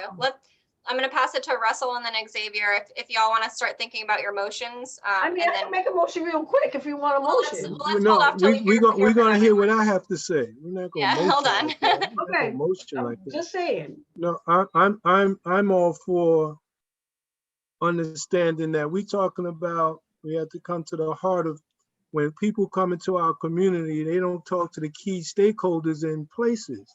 The Parks Department lends itself to saying yes to a lot of things when it's about improvement. So they're talking, they're at the vantage point of saying this is good for the community without knowing, touching the pulse of the community. Now I'm talking about a cultural thing now. We're talking about basketball courts and soccer fields, and we know there are two different populations that use this. Mr. Branch put in more than 25 years out there. I've been with him, I've worked with him, Mr. Bowen and Ms. Branch. We're talking about the reach of Black young people, Black and Latino kids who play basketball.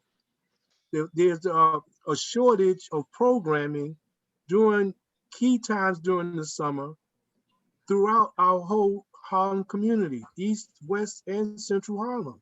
And that park right there with Ms. Branch and Mr. Bowen captivates that many young people over many age groups, involving their parents. So when we're talking about minimizing that court with a soccer court, I would be totally against that, knowing that Ms. Branch and Mr. Bowen is going to have that program activated. That would be unfair. As good as the soccer fields, I voted for other soccer fields to come in for the years. And those are different populations that's right within our community.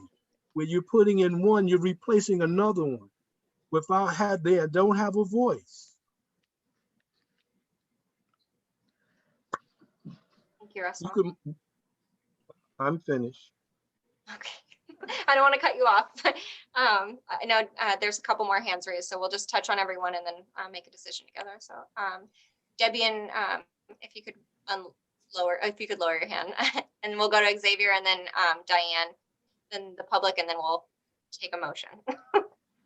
I'll let the committee members go first, and I'll finish once Diane's spoken.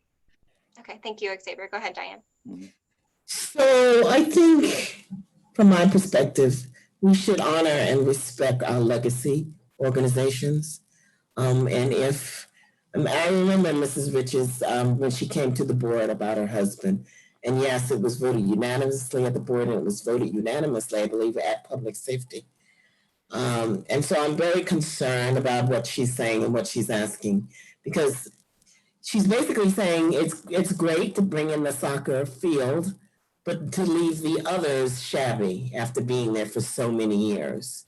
And I hear what Mr. Ahmed is saying, and I say, well, as much as I would like it, I'm not happy with it being there, so I would vote this down. Diane, go ahead, Xavier. First, thank you everyone for being here. And it has been no simple stretch for all of us New Yorkers, and to get through these times of COVID. And just to remind everyone here, all of us community board members, we're volunteers. This is not although it feels like a full-time job sometimes, we are volunteers. And so there's been a disconnect with building out communication lines.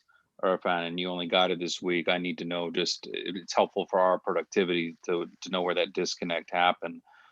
So that's one thing I just wanted to say, because again, and to speak to Russell's point, from a cultural perspective, we have been working vigilantly to build better relations with our agencies, and within that bureaucracy of each agency, we don't always have the same relationship with the individual, people who are approving or making a sincere recommendation for programming and activating spaces. And I think with that being said, this committee it is up to them to make their decisions as they see fit and then present their recommendations to the full board. In this situation, I think our community has culturally had a great love for basketball. Myself personally, although I'm not very good at it, which was why I'm more of a baller with soccer. But again, it doesn't taint my position on it. Activating the youth is what matters, and we need equity with our programming in our spaces, and that means improving them across the board. And I think that's something that we will have to take and run up the parks flagpole in our advocacy. But I think I appreciate this committee's work. I appreciate us acknowledging and validating everyone here and honoring both the legacies and contributions from years past and what we're trying to do going forward as partners. And I think for future reference, if we could all, now that we're connected with things that may come to the forefront, I think we can find a better pathway forward. But as it comes to this matter, I will leave it with this committee. But my recommendation is that we, after this, have a postmortem and discuss some better ways we can avoid these circumstances, even during these singular times of COVID. So thank you very much. This committee, you do great work, and always pleased to attend. Thanks, Xavier. And yeah, just to build off of that for 1 second, we mentioned last month that we weren't involved in the selection, and I think Parks made recommendations based on their knowledge, and that there was a desire from the committee for us to be involved even before those decisions. So as we go into our 2021 goals, thinking about our relationships with the city agencies, like how can we avoid these sorts of things from happening? And it's really important that we are involved early on in the process, so that we can lend our historical knowledge in this way and not burn bridges with important organizations and people in our neighborhoods. So Malik had his hand up, and then if you could keep it brief, Malik, so we can touch on the two John Green and the public member, and move on. No, go ahead. I wanted to make a motion, but go ahead. You wanted to... All right, I'll come back to you. Go ahead, John Green, and then we'll go to Deborah, and then we're gonna move on. So please keep your comments brief. No, actually, I don't have a comment. I really have a question. Good evening, everybody. And if it was mentioned before and I missed that, forgive me. But if this is approved at Cherry Tree Park and at the other park, how long does it take to install the soccer pitch? I'll get it done in 3 weeks. 3 weeks. Impressive. Okay. Thank you very much. Thanks, John. Thanks for being here. And I heard you about new business, so you'll be there. We'll go to Deborah. Hi, I just wanted to quickly say my deepest condolences to Ms. Branch, and just, being glad, I'm so excited to be part of this meeting this evening. And, basketball hits me near and dear to my heart because my fiance is a basketball legend. And so I'm just curious to know why that the park itself couldn't just be refurbished altogether, as Ms. Branch had mentioned, being that her husband wanted or had a love for other sports besides basketball. So it's just, curious to know, why couldn't they just refurbish the entire park?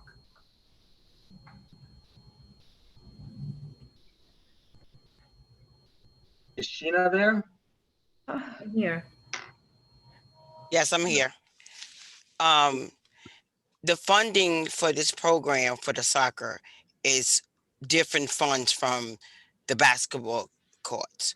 So there isn't any money to refurbish or renovate the basketball courts because there's no money. The city has to get funds in order to do so. We've when Mr. Branch passed, we sent the crew in there to do whatever touch-up work that could be done with the shop, with our crews and shops. They're not, capital contractors. They did the best they can to make them look nice, and we repainted them in honor of Mr. Branch. But if you need them totally done over, it has to go through our capital team, and that costs money. So we don't have the money, and it's not up for renovation as of now, because there's other parks that haven't been done in over 40 years that require capital renovation. If the council members would like to donate or for the restoration of the basketball court, that can happen, but parks itself do not have any funding to do so. Our capital budget has been cut tremendously, and there's not a lot of funds to go around. We're trying to get some of the parks that's in the district 10 and 11 area redone that haven't been done between 30 and 40 years. So I don't think it was that we don't want to do them. We just don't have the funding to do so. And the project that Ephraim is working on, they have funds to not do capital work, but do a minimum of refurbishing an area to make it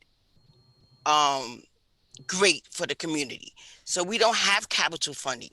So we would love to get it. I'm trying to get the entire park Cherry Tree done over, but there's other parks within the area like a Peter Minuet and like a Poor Riches that require major capital work. So, it's not that we don't want to do it. We will love to get them done. We just don't have the funding to do so. Thank you so much, Sheena, for filling in. Can I say something? Yes, we have to be careful the message that we send to our young people. Our Black and brown kids are going to come to the park, want to play basketball, and then they're going to see this beautiful soccer field. And what does that do to them? What does that do to their esteem?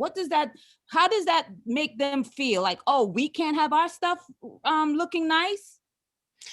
I think that's the message that we're trying to get. It's not that we don't want to do that. We just don't have the funding to do so, to be able to it's not, we can repaint them, but you're looking for capital funding to dig it up and redo it. We just don't have the money and the means to do so.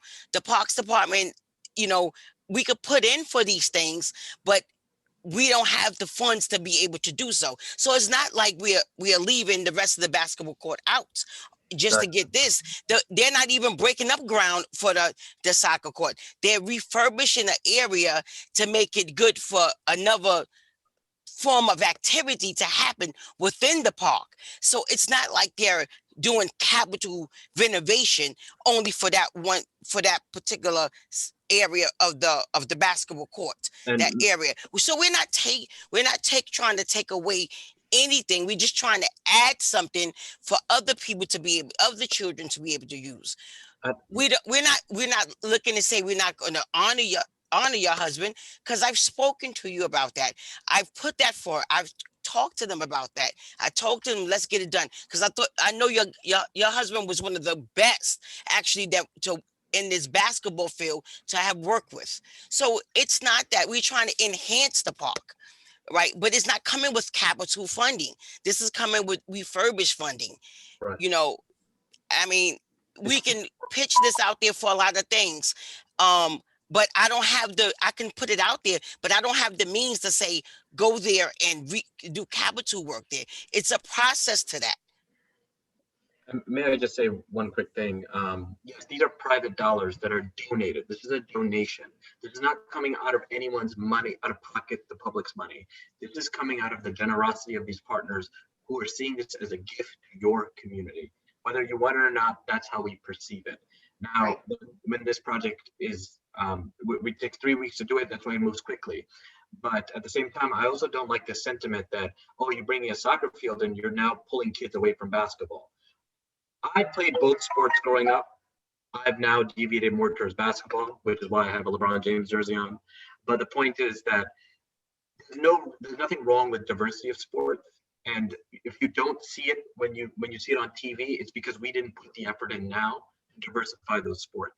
So I'm just saying, like, I get it, it's an encroachment into your area. But if there is a way forward for Cherry Tree, which again is up to you guys, then maybe the conversation should be, let's move forward with the pitch with the understanding that the Parks Department will do its part to work with other stakeholders to, in the future, secure funding to renovate it. Maybe that could be a way forward, because Carol, it sounded like your husband wouldn't be opposed to a pitch, but would want a pitch along with the expectation that the future of that playground would receive additional investment. That's what I've taken away from our conversation. Yep. What I've heard. Thank you. Great. Thank you so much. I have to cut everyone off. I'm so sorry. I know there's a lot of hands up. It's a really big conversation that we're having. So I know Jada had her hand up and she hasn't had a chance to say anything yet today. So I just wanted to give her one opportunity. And then I know Malik had his hand up to do a motion. I'm not sure how many other hands up are for motions or for comments, but I think we're gonna table the comments for now, unless Jada wants to chime in. But I think, I think we're all on the same page that it's a great project here. It gives a lot of funding for a lot of things that are really important, like health and mentorship programs. And, it's just, it seems to us like maybe it's not the right location for it to be implemented at Cherry Tree, and that's okay. So let's make our motion as to, if we want to do, a little bit of both, or, we can revisit Cherry Tree offline. It's up to you. I want to make a motion to for Peter Minuet to accept Peter Minuet A letter of as of support. right now. Huh? A letter of support for Peter Minuet. Correct. Second. Second from David. Okay. Let's take a vote on that, and then see if we want to make any thoughts on Cherry Tree End. But let's take a vote on this one first. Okay, so I'm just saying, so this is the motion in support of the soccer pitch proposal at Peter Minuet Park, correct? Yes. And it was made by Malik, seconded by David. And now I'm going to call the roll. Collier? No. Wait, what was that? No. Okay. Peter Minuet. Okay.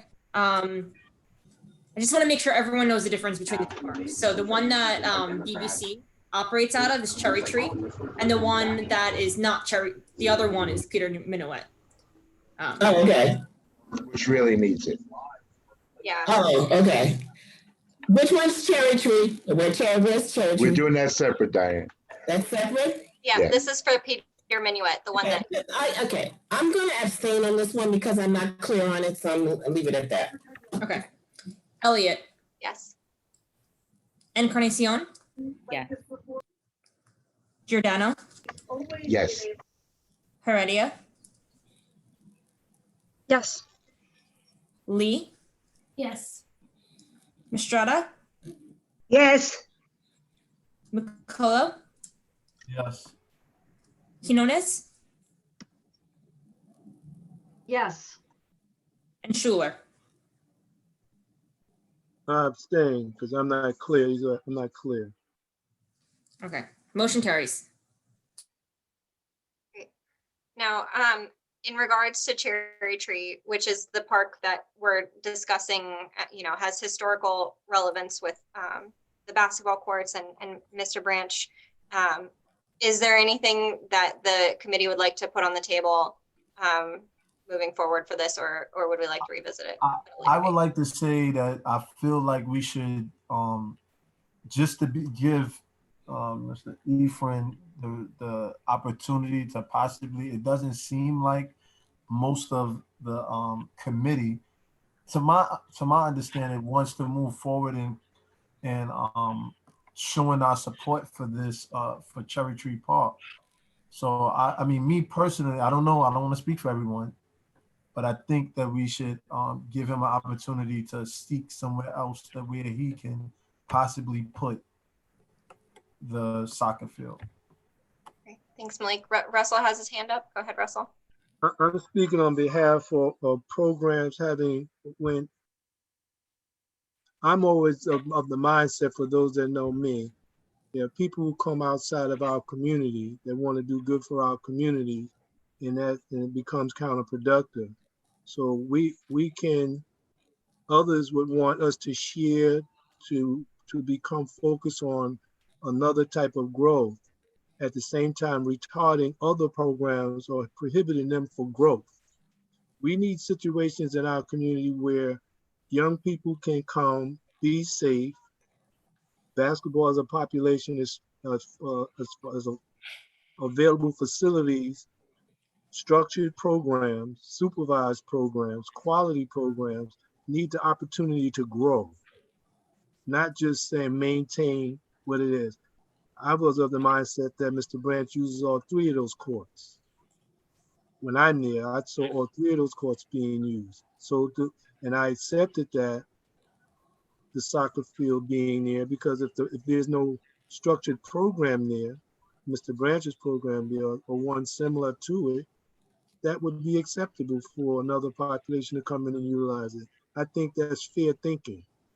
I think it's unfair thinking to be able to try to impose, this is imposing on some other property a legacy program and prohibiting it for opportunity for growth. Therefore, I wouldn't support any types of things that way.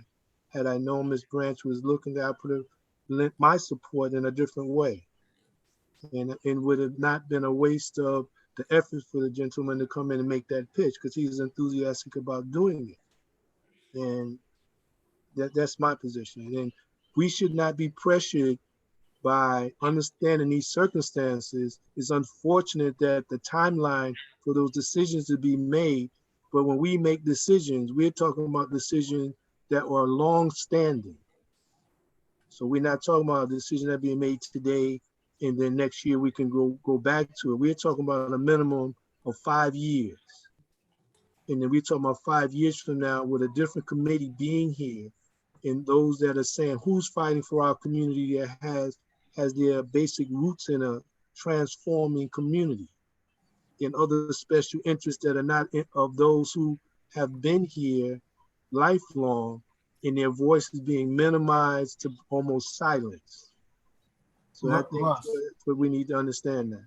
Russ, you do know that we didn't vote for Cherry Tree Park, correct? We didn't vote. We said, yeah, we did vote. No, that was Peter Minuet Park. We voted on Peter Minuet Park. Because I'm being clear now. We focus on Cherry Tree now. So I just didn't want, like I said, and we do things in haste, and we always trying to beat the clock. Malik played basketball. He shot the ball a lot of times at the buzzer. We can't do that here. No. We gotta think about it and be fair about it. There are people who have years and years of sweat equity and belief, and there are people who are outside of this table, outside of Ms. Branch and Mr. Bowen, who are longing for this to happen. I mean, there are young people who are going crazy right now psychologically because of this pandemic. As soon as the gates are open, everybody's going to break free, and they're going to need places to go. And if there's a quality program that's existing, to giving the type of support, supervision, and quality, that's what's needed. And it gives it an opportunity to grow. Debbie, I will recognize you to make a quick statement. We really got to move on. No, I was going to make a statement to reject Cherry Tree proposal and to recommit to the previous commitment that has been made to develop the basketball courts. I'm not sure that there's a previous commitment to redevelop the Commitment. basketball courts, but There was I no think- previous commitment. There was. okay.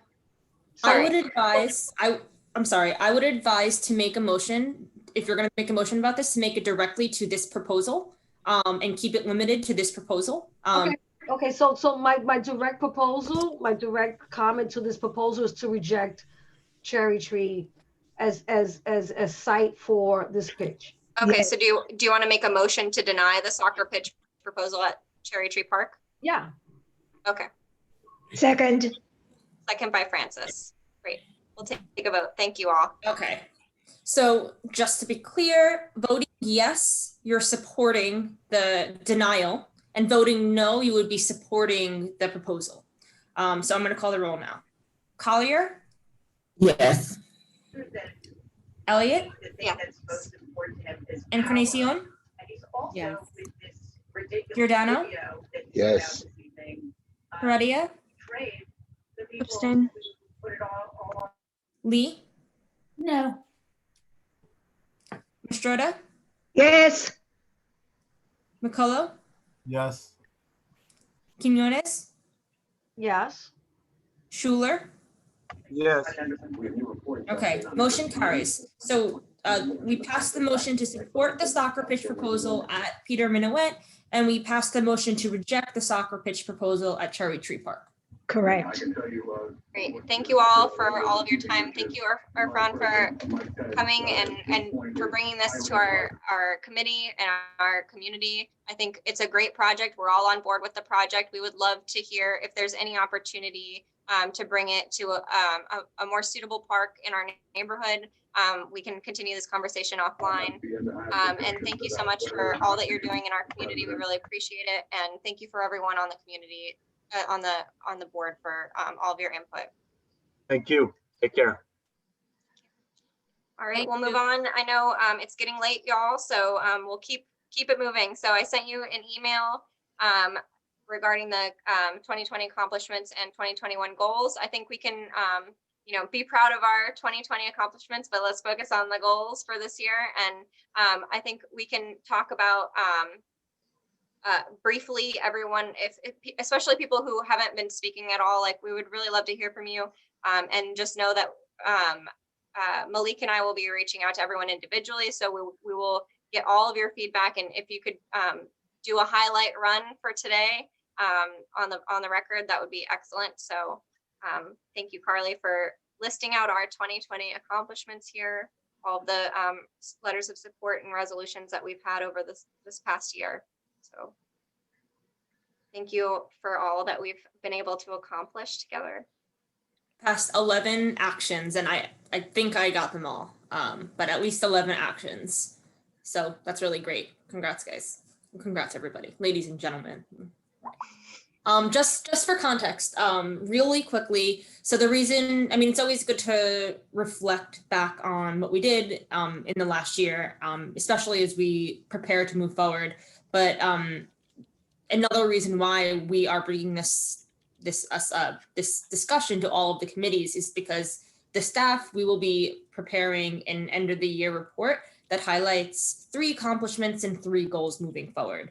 Doesn't mean that there were only 3 accomplishments and that you only need to have 3 goals, but just for the sake of brevity of the report, we're asking each committee to list 3 and 3, and yeah, that's the context I wanted to provide.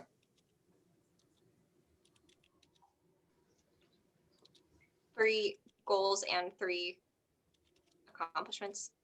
Yes. Okay, great. Thanks.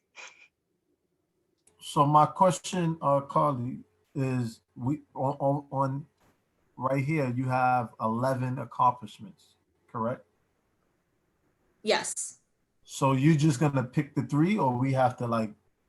Well, I mean, that's kind of up to you. I spoke with David for the Youth and Education Committee, and what we did was kind of we chose 3 accomplishments that kind of are umbrella. So you'll see that you've passed a number of you passed, let's see, a number of letters of support for certain designs. So you have the PS 155 playground, the support reconstruction of East River Esplanade. That could be categorized as the New York City, our Environment, Open Space and Parks Committee, voted, or I don't know the phrasing off the top of my head. I don't know what you want to say, but something along the lines of your participation in moving forward designs of parks, moving forward parks projects. And then that can encompass multiple of these goals and multiple of these actions, I mean. Let's see what you have here. So for example, if we said we gave 6 letters of support for the restoration of 6 different playgrounds in our neighborhood, something like that. You could do that. Yeah. I mean, nothing is stopping you from that. And I mean, these are tangible actions that the committee took, but if you feel that otherwise the committee like supported another effort that wasn't necessarily like a tangible vote in support of something, but was a result of some thought and efforts of the committee, it could be that too. You're not limited to only choosing these letters of support. I found it helpful to list them all out, and I wanted you to feel proud of yourselves because 11 actions is a lot. And also one thing that it does do, it reminds us what we took, like what actions we took and what to follow up on in the coming year. So for instance, you provided a letter of support for Harlem Eat Up, and that event never happened. So this would hopefully serve as a reminder that's a thing to follow up on in 2021. And that doesn't need to be a goal, but I just thought the visual was nice. Yeah, thank you, Carly. And I think that we do have more accomplishments than just these specific action items. So I'm going to pass it over to Debbie, who has her hand raised. If anyone wants to raise their hands to suggest one of our 2020 accomplishments, feel free.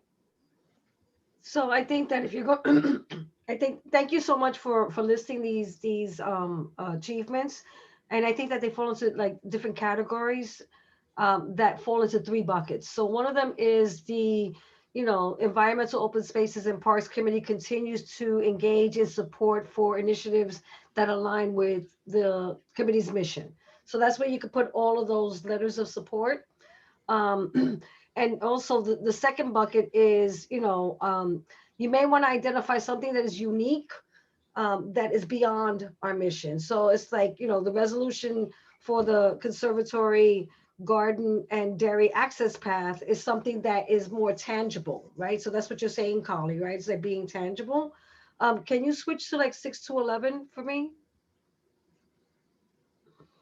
So it's mostly letters of support and then, actual transformation of the built environment. So you can say that we continue to provide letters of support, engage in the expansion of existing built environment where an example is the parks, path. And then the third one can be, looking at engaging in identifying new opportunities to support new initiatives or something like that. Or following up on the Richard Toussaint, right. Right. You know what, David, that's a good idea because you can say, we continue to support, we've identified something that's tangible, and we will make a commitment to revisiting past initiatives to check status and move them forward. Yeah, and that's more of a 2021 goal. Right. But right. Yeah. And I think David, I think there's 2 good points here. I think, it seems like what you're saying that we have a lot of action items to do with the East River Esplanade and the waterfront of our Right. neighborhood. So I think that's one big bucket. And then I think separately, even though it's connected, I think continuing to push on the Richard Toussaint has been something we've really worked hard Yes, at. please. So absolutely. But that kind of falls into like revisiting going back. So it's like, unfinished business, so that you have, letters of support that we continue to support, and then those unique things, and then going back to, addressing unfinished business. Great. Yeah. I think so. So this is something that, and I'm just using this as a point of reference because David and I had a long talk about it, and we kind of figured some things out. But I think that like I do believe that the fact that the committee persisted and kept following up, even though it remains to be, it's still a goal moving forward. I think it's an accomplishment in itself that you were so persistent. That's not to say that you need to include it as an accomplishment, but Okay. I just wanted to note that. Okay. Diane?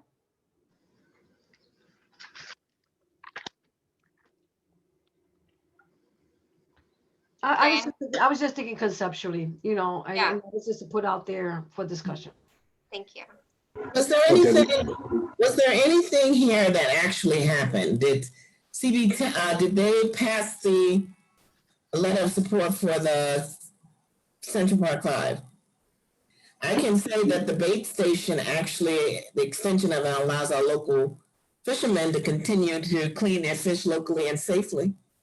That, is there anything on there that actually happened when we gave them letters of support? The bait station. Yeah, I the said bait station. The bait station. We continue to provide a service for our local fishermen. Yes, that also the soccer pitch at PS. That happened, right? So yeah, our letter of support enabled the soccer pitch at PS 007 to begin construction or whatever. Am I right on that? Yeah, we voted to support it, and then the project was completed. Right, that's what I'm saying. The completed projects because of our support letters. Yeah, I agree. Am I making sense? Soccer pitch completed. Bait station extended, completed. Harlem meetup, as much as we would have liked it, didn't happen, but that's an ongoing project. How about the parks design? The PS 155. I know it's still ongoing. It's not been built yet, but Okay, but they put in they began construction, correct? that I'm not sure. But I think that's how we categorize things. Like we're looking to improve space use.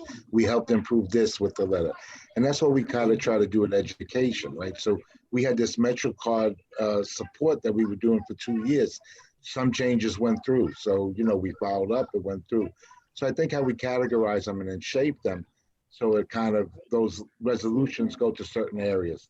So we help with a lot of parks and supporting them in the pitches, I almost thought with Cherry Hill that maybe what we should have done is that, okay, you want to put that there, it's conditional that you fix up the other two. If there's money there and they want to see this expand, maybe this was an opportunity to get private dollars to help fix up the basketball court. I don't think they not had taking away nothing that Russell was saying of how do we expand. So, again, we never know, right? The issue with that is that the soccer pitches go up within 3 weeks. And as everybody on this committee knows that, and this is, sort of the challenge that's presented to the committee as we assess our accomplishments. Yes, you took these actions, but they take some time to pan out.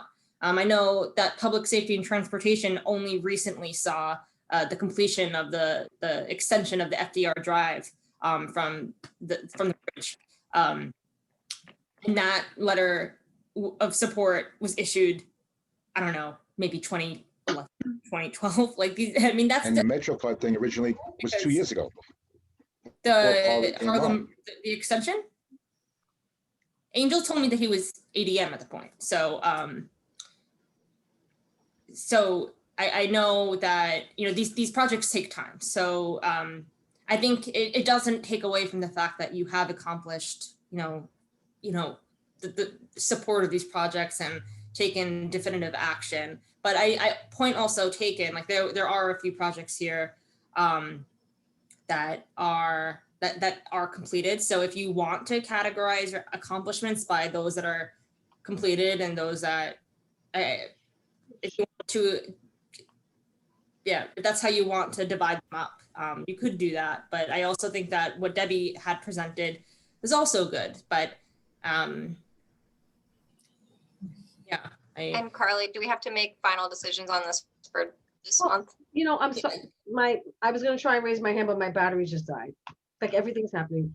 I think that to Diane's point, to show like action and outcome is a good concept. And I think that, looking at, in terms of goals, because, we were talking about accomplishments, in terms of goals can be, revisiting. Goals can be identifying opportunities for community input or engaging in more advocacy or something like that. So I think, like I said, to Diane's point, it's something to show output and product.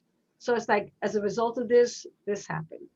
Though that's one thing. So as a result of letters, we engage in letter support, continue to, align with our mission. And as a result of that, these are the outcomes, these two projects.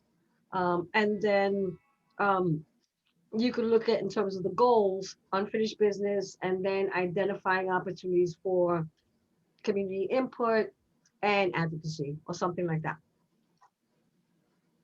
You keep it broad, but then you also show examples of actual impact. Okay, great. Carly, what were you gonna say about when this is needing to be done by?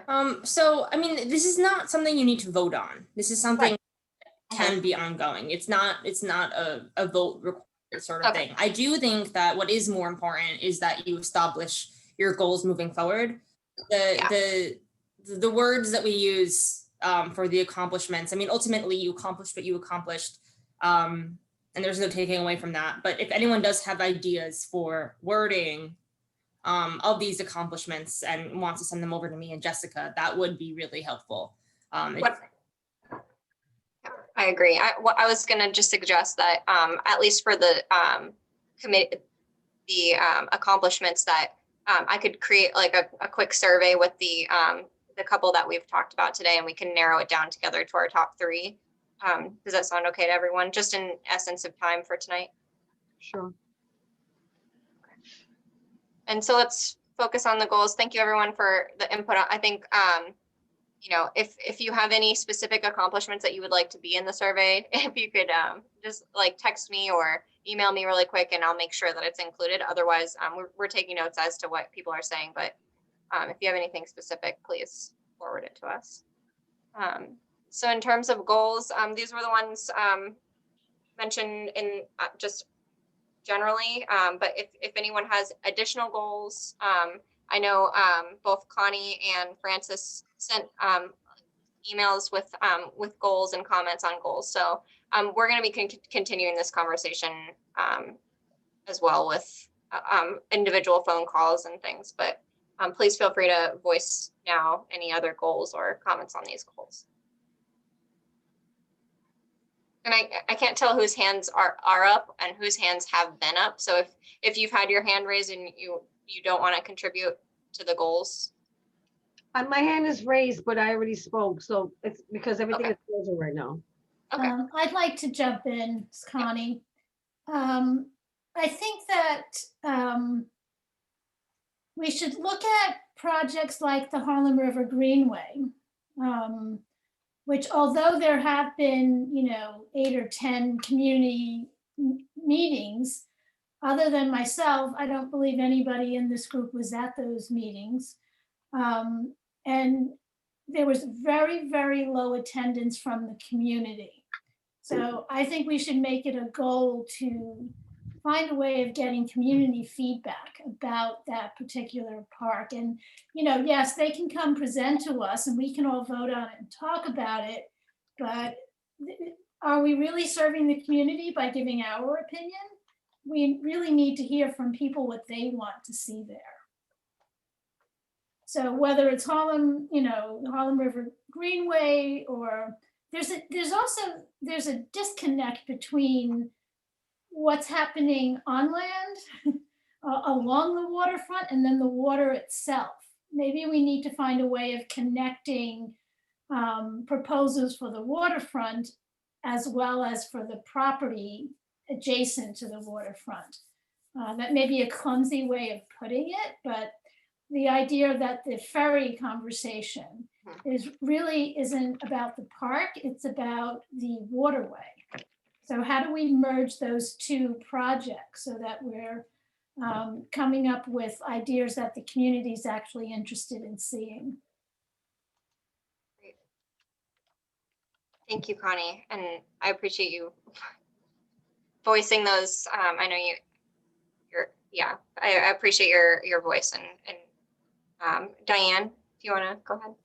So the only thing I would say, and I'm sure it's already on your radar as well as the committee, is the Richard Toussaint naming. I mean, it's just been dragging on far too long. And I think this is the time to strike, given the fact that Silver is naming a lot of parks after African Americans. And I don't know how we need to do this, but, kind of give them a push on our side. I think that should be definitely an accomplishment. The second thing is a goal. The second thing is the East River Esplanade. We really, really need to, even if we fix just one sinkhole, we need to start moving that project along. It is just horrible that our people have to walk that very dangerous Esplanade. And if it's a goal that probably we'll have to keep forever, but we should have it first and foremost. Those are just my thoughts. Thank you, Diane. And just on this list, if anyone else wants to contribute, please raise your hand. We haven't heard from some people, so we'd love to hear from everyone. But just to, the list that we have here, one of the things we talked about, Carly and I and Malik, was fun events together. I think this doesn't have to be a committee goal but I think in general it would be great to start doing more things together. And I know that was completely impossible this year, so we did the best we could, but we were thinking that it would be good to have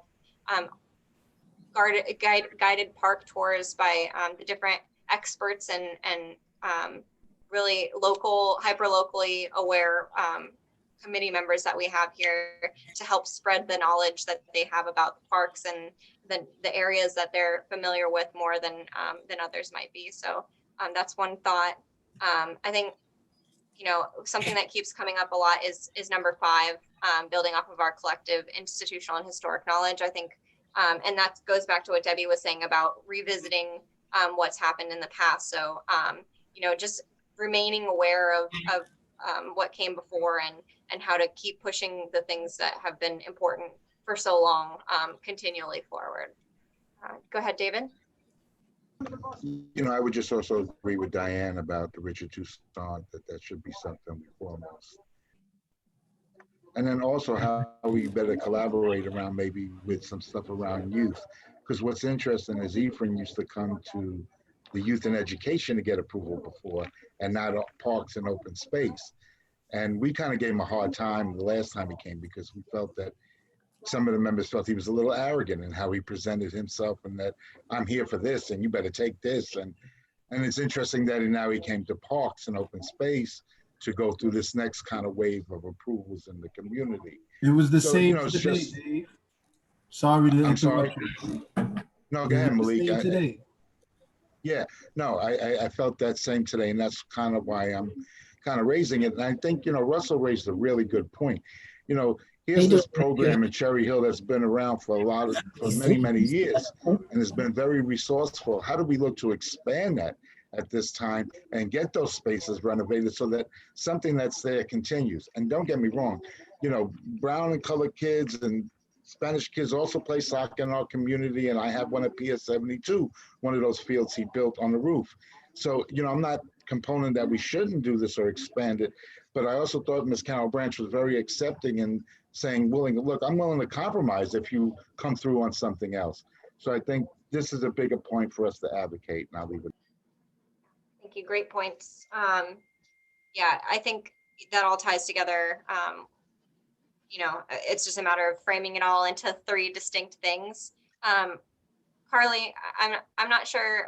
I'll get a sense from the group, but it sounds like I don't want to force us in any one direction. I know it's really late, so I think we can continue this outside of the meeting. But I'll suggest that potentially, if you please contribute. I know I know people have reservations about speaking up, and I know it takes longer to hear everyone's opinions. I love that how much collaborations we've had today, and I think that if you could contribute via email as well, we can keep pushing things forward outside of our 3-hour-long meetings.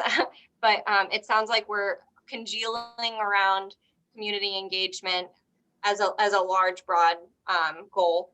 The East River Esplanade and I don't want to link them together because they're definitely not the same, and the Richard Toussaint naming, even though it's happening on the East River Esplanade, and then expanding existing successes and I guess finding the bright spots in our neighborhood, the things that have been here for a long time, and helping them be more successful in the long term. And that ties into our historic and institutional knowledge. Does that sound generally like 3 broad strokes that we can build on? Big 3. Okay. All right. It's okay. He didn't say how many words. He didn't give me a word limit. He just said 3. So I am interpreting it to be 3 overarching, and I can already visualize it with like categories. And then you have little. Okay. For me, I think the only thing that I would add somewhere, somehow, where community engagement is also about holding elected officials accountable. So there has to be an advocacy spin to it, or community engagement could be by facilitating opportunities for advocacy. If I might, Debbie, that might be really good one. I'm sorry, that might be really a good one for the executive committee, right? That they take more of that stance and really getting out there and making that connection with the elected officials. Yeah, and I think that falls under what Jess had mentioned about advocating or like building upon previous successes and advocating for expansions and not like through, you could, I mean, how would funding or upgrades to our parks even happen? It would be through advocating to our elected officials. Okay, I just think that sometimes, for me, I just think that, the language matters, and the inclusions of particular keywords rather than assumptions create the opportunity for specific strategic, goals. But, the other thing is like, how do we hold city agencies, more? And that could be through advocacy, so. Right. Great. Okay, well, whether it's, I think it's less successful probably if we do like a digital survey. So I think Malik and I will reach out to everyone and take a vote. If anyone has anything more to add, so that we can make sure everything is on the list to be chosen from, please try to send that to me by the end of this weekend, and then we'll start touching base with everyone next week. Does that sound good to everyone? Okay. All right, so send me your goal, any other goals, any other accomplishments. If you had one tonight and you just want to make sure we get the wording right, definitely send it by Sunday, and we'll talk to everyone individually about that. And then maybe we'll talk about it next, and we'll have an extra long committee goal. So thank you, Carly, for putting this together, and apologies for, this is my first new year. So I think this is something I should have personally been thinking about in December, and was not as on my radar as it should have been. So I'm sorry that we're doing goals a little bit late, but I'll make it up to you guys. So in terms of old business, this we talked about making a letter of support potentially for the hospital resiliency wall. They did not ask for a letter of support. So, and given the outstanding information that we are requesting in regards to overall resiliency of our neighborhood, my personal opinion is that we don't take a stance in terms of this project. I think we all know it's a good project and it has, good local aspects, but if anyone feels like we should move forward with a letter of support or anything, please feel free to let me know now. Don't be afraid. I'm sorry, can you say that again? It was a lot. Yeah. So the resiliency wall project that we heard about last month for the second time, because it was in two parts. Right. They did not ask for a letter of support. I know we mentioned bringing it back to the table this month, if in the case that we wanted to. And I'm saying that potentially maybe we don't want to have a position, and we're not asked to have a position. So well, if we weren't asked, why bother? I mean, the courtesy was presented to the committee that at least they gave us a presentation. And what you can say, if you want to say something, you can just say, we look forward to checking in with you in 6 months. Yeah. Invite them back and just say, we love this project and come back and give us an update. And then you can kind of go in deeper on what the hell you're doing. Yeah, this is only on the agenda from my mistake, because I thought that they did ask for a letter of support and they did not. So Michelle, go ahead. I mean, I don't think that we should give a letter of support. If they ask for letters of I have a mask on, sorry. If they ask for a letter of support, I think that would be okay. But I don't think at this time to offer one. Yeah. Because it's still, I don't know, I still feel a little wishy-washy on it. Yeah. So, I just didn't want to personally wouldn't want to do it. But that's why you invite them back, just for you. What you do is you send a communication that says we look forward to updates. Yeah. And then and they will. Yeah. Yeah, they'll be back. Just tell them we would love to hear from you in 2 months or whatever, and just lock them in that way. Okay. Yeah, so unless anyone has any objections, I'm gonna move forward without a letter of support, because that was all me on accident. So apologies. For new business, we had John Green. I didn't forget about you. John Green, are you still there? Yes, I am. Thank you. Good evening again, everybody. I'm here as liaison to this committee from the Budget and District Needs Committee. We at our last meeting, we talked about how funding has changed in the face of the pandemic over the last year or so. And so the thing is that we decided to let our committees know this. The thing is that the with shortness of funding for most agencies, the thing is that if you come into a situation where something that you really want funded is not, and something that you think that can wait is, the thing is, if you can make a trade-off on it, the thing is that try to do that, try to prioritize, because the thing is that I'm not saying that you will, but you may have to prioritize projects that you really want funded, and employ, let's make a deal. So the thing is that that's basically what I really had to say. I just wanted to give you a heads up on it, because that might happen. Thank you, John. Loud and clear. We all know the budget problems of this past year, so let's keep it in our minds to take a look back at our requests, as we had definitely the most of them. So yeah, I guess John, you'll let us know. We'll talk about it in executive and next steps. Listen, if you need anything or have any questions, don't hesitate to contact. Okay, thank you, John. Great. And we already had our announcement from Nye. And there was an announcement on the list about the preliminary budget for fiscal year 2022. Yeah. So, this is a good segue from what John had just mentioned. Soon, the preliminary budget for fiscal year 2022 will be released, and the committee and all the committees and full board are going to be expected to vote to provide a statement on the preliminary budget for fiscal year 2022, as we did last year. So Don is our super awesome parks budget liaison who attends all of these meetings, even though he's not on the committee. He's basically a committee member. But yeah, so he and I will be in touch with that. So.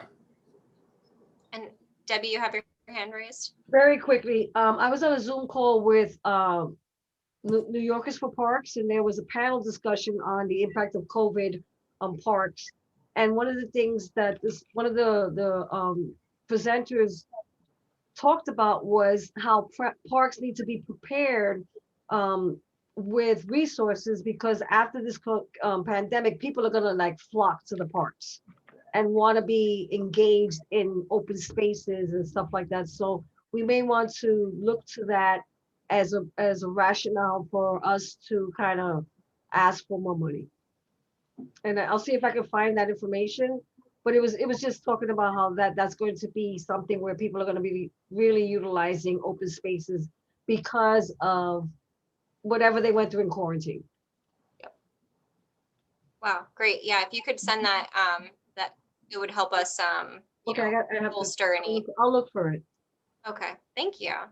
Yeah, one thing we've been using for a long time is the Open Space Index, which right. I think the Friends of the East River Esplanade clued us in on. So any metrics like that, definitely send our way. Thank you. All right, I think that's it, everyone. Do you want to make a announcement, Carly? Or it's just about full board. All right. Yeah, full board, January 26th. Yay. I'm done. All right, thank you, everyone. And if there's no other announcements or anything, thank you all for your conversation and commitment and everything that you do. I'll say it 100 times, but definitely. Oh, I guess, do we need to do a motion to adjourn? Yeah. Before we adjourn, could I just add a little thing that I just thought Sorry, I was didn't know if your really hand was cute? raised. Yep. I Go ahead, was Michelle. in Queens. Thank you. I was in Queens the other day, and I saw it, Northern Boulevard area, and to see the open space really being really used. It was just one whole street was blocked off. I don't know how long it was, and I just saw streams of people up and down walking and using it. And I think that this has really improved our city to have all of these open streets, open spaces, open communities. And even though we're experiencing social distancing, I think that we've actually come closer together in that fashion where we can at least see each other more often. And I just wanted to say that I just felt happy that that happened in the midst, a little silver lining for this 2021. Yeah, so true. Yeah, I think we understand now more than ever how important parks are and community especially. And I agree. And think about gardens. Yep. And that's why our committee is Yes. so important, and you all are so important. So thank you. Nice to hear your voice, Frances. All right. Do I have a motion to adjourn? So moved. Second. All right. Good night, everybody. Thanks so Good night, much. Good night. Night all.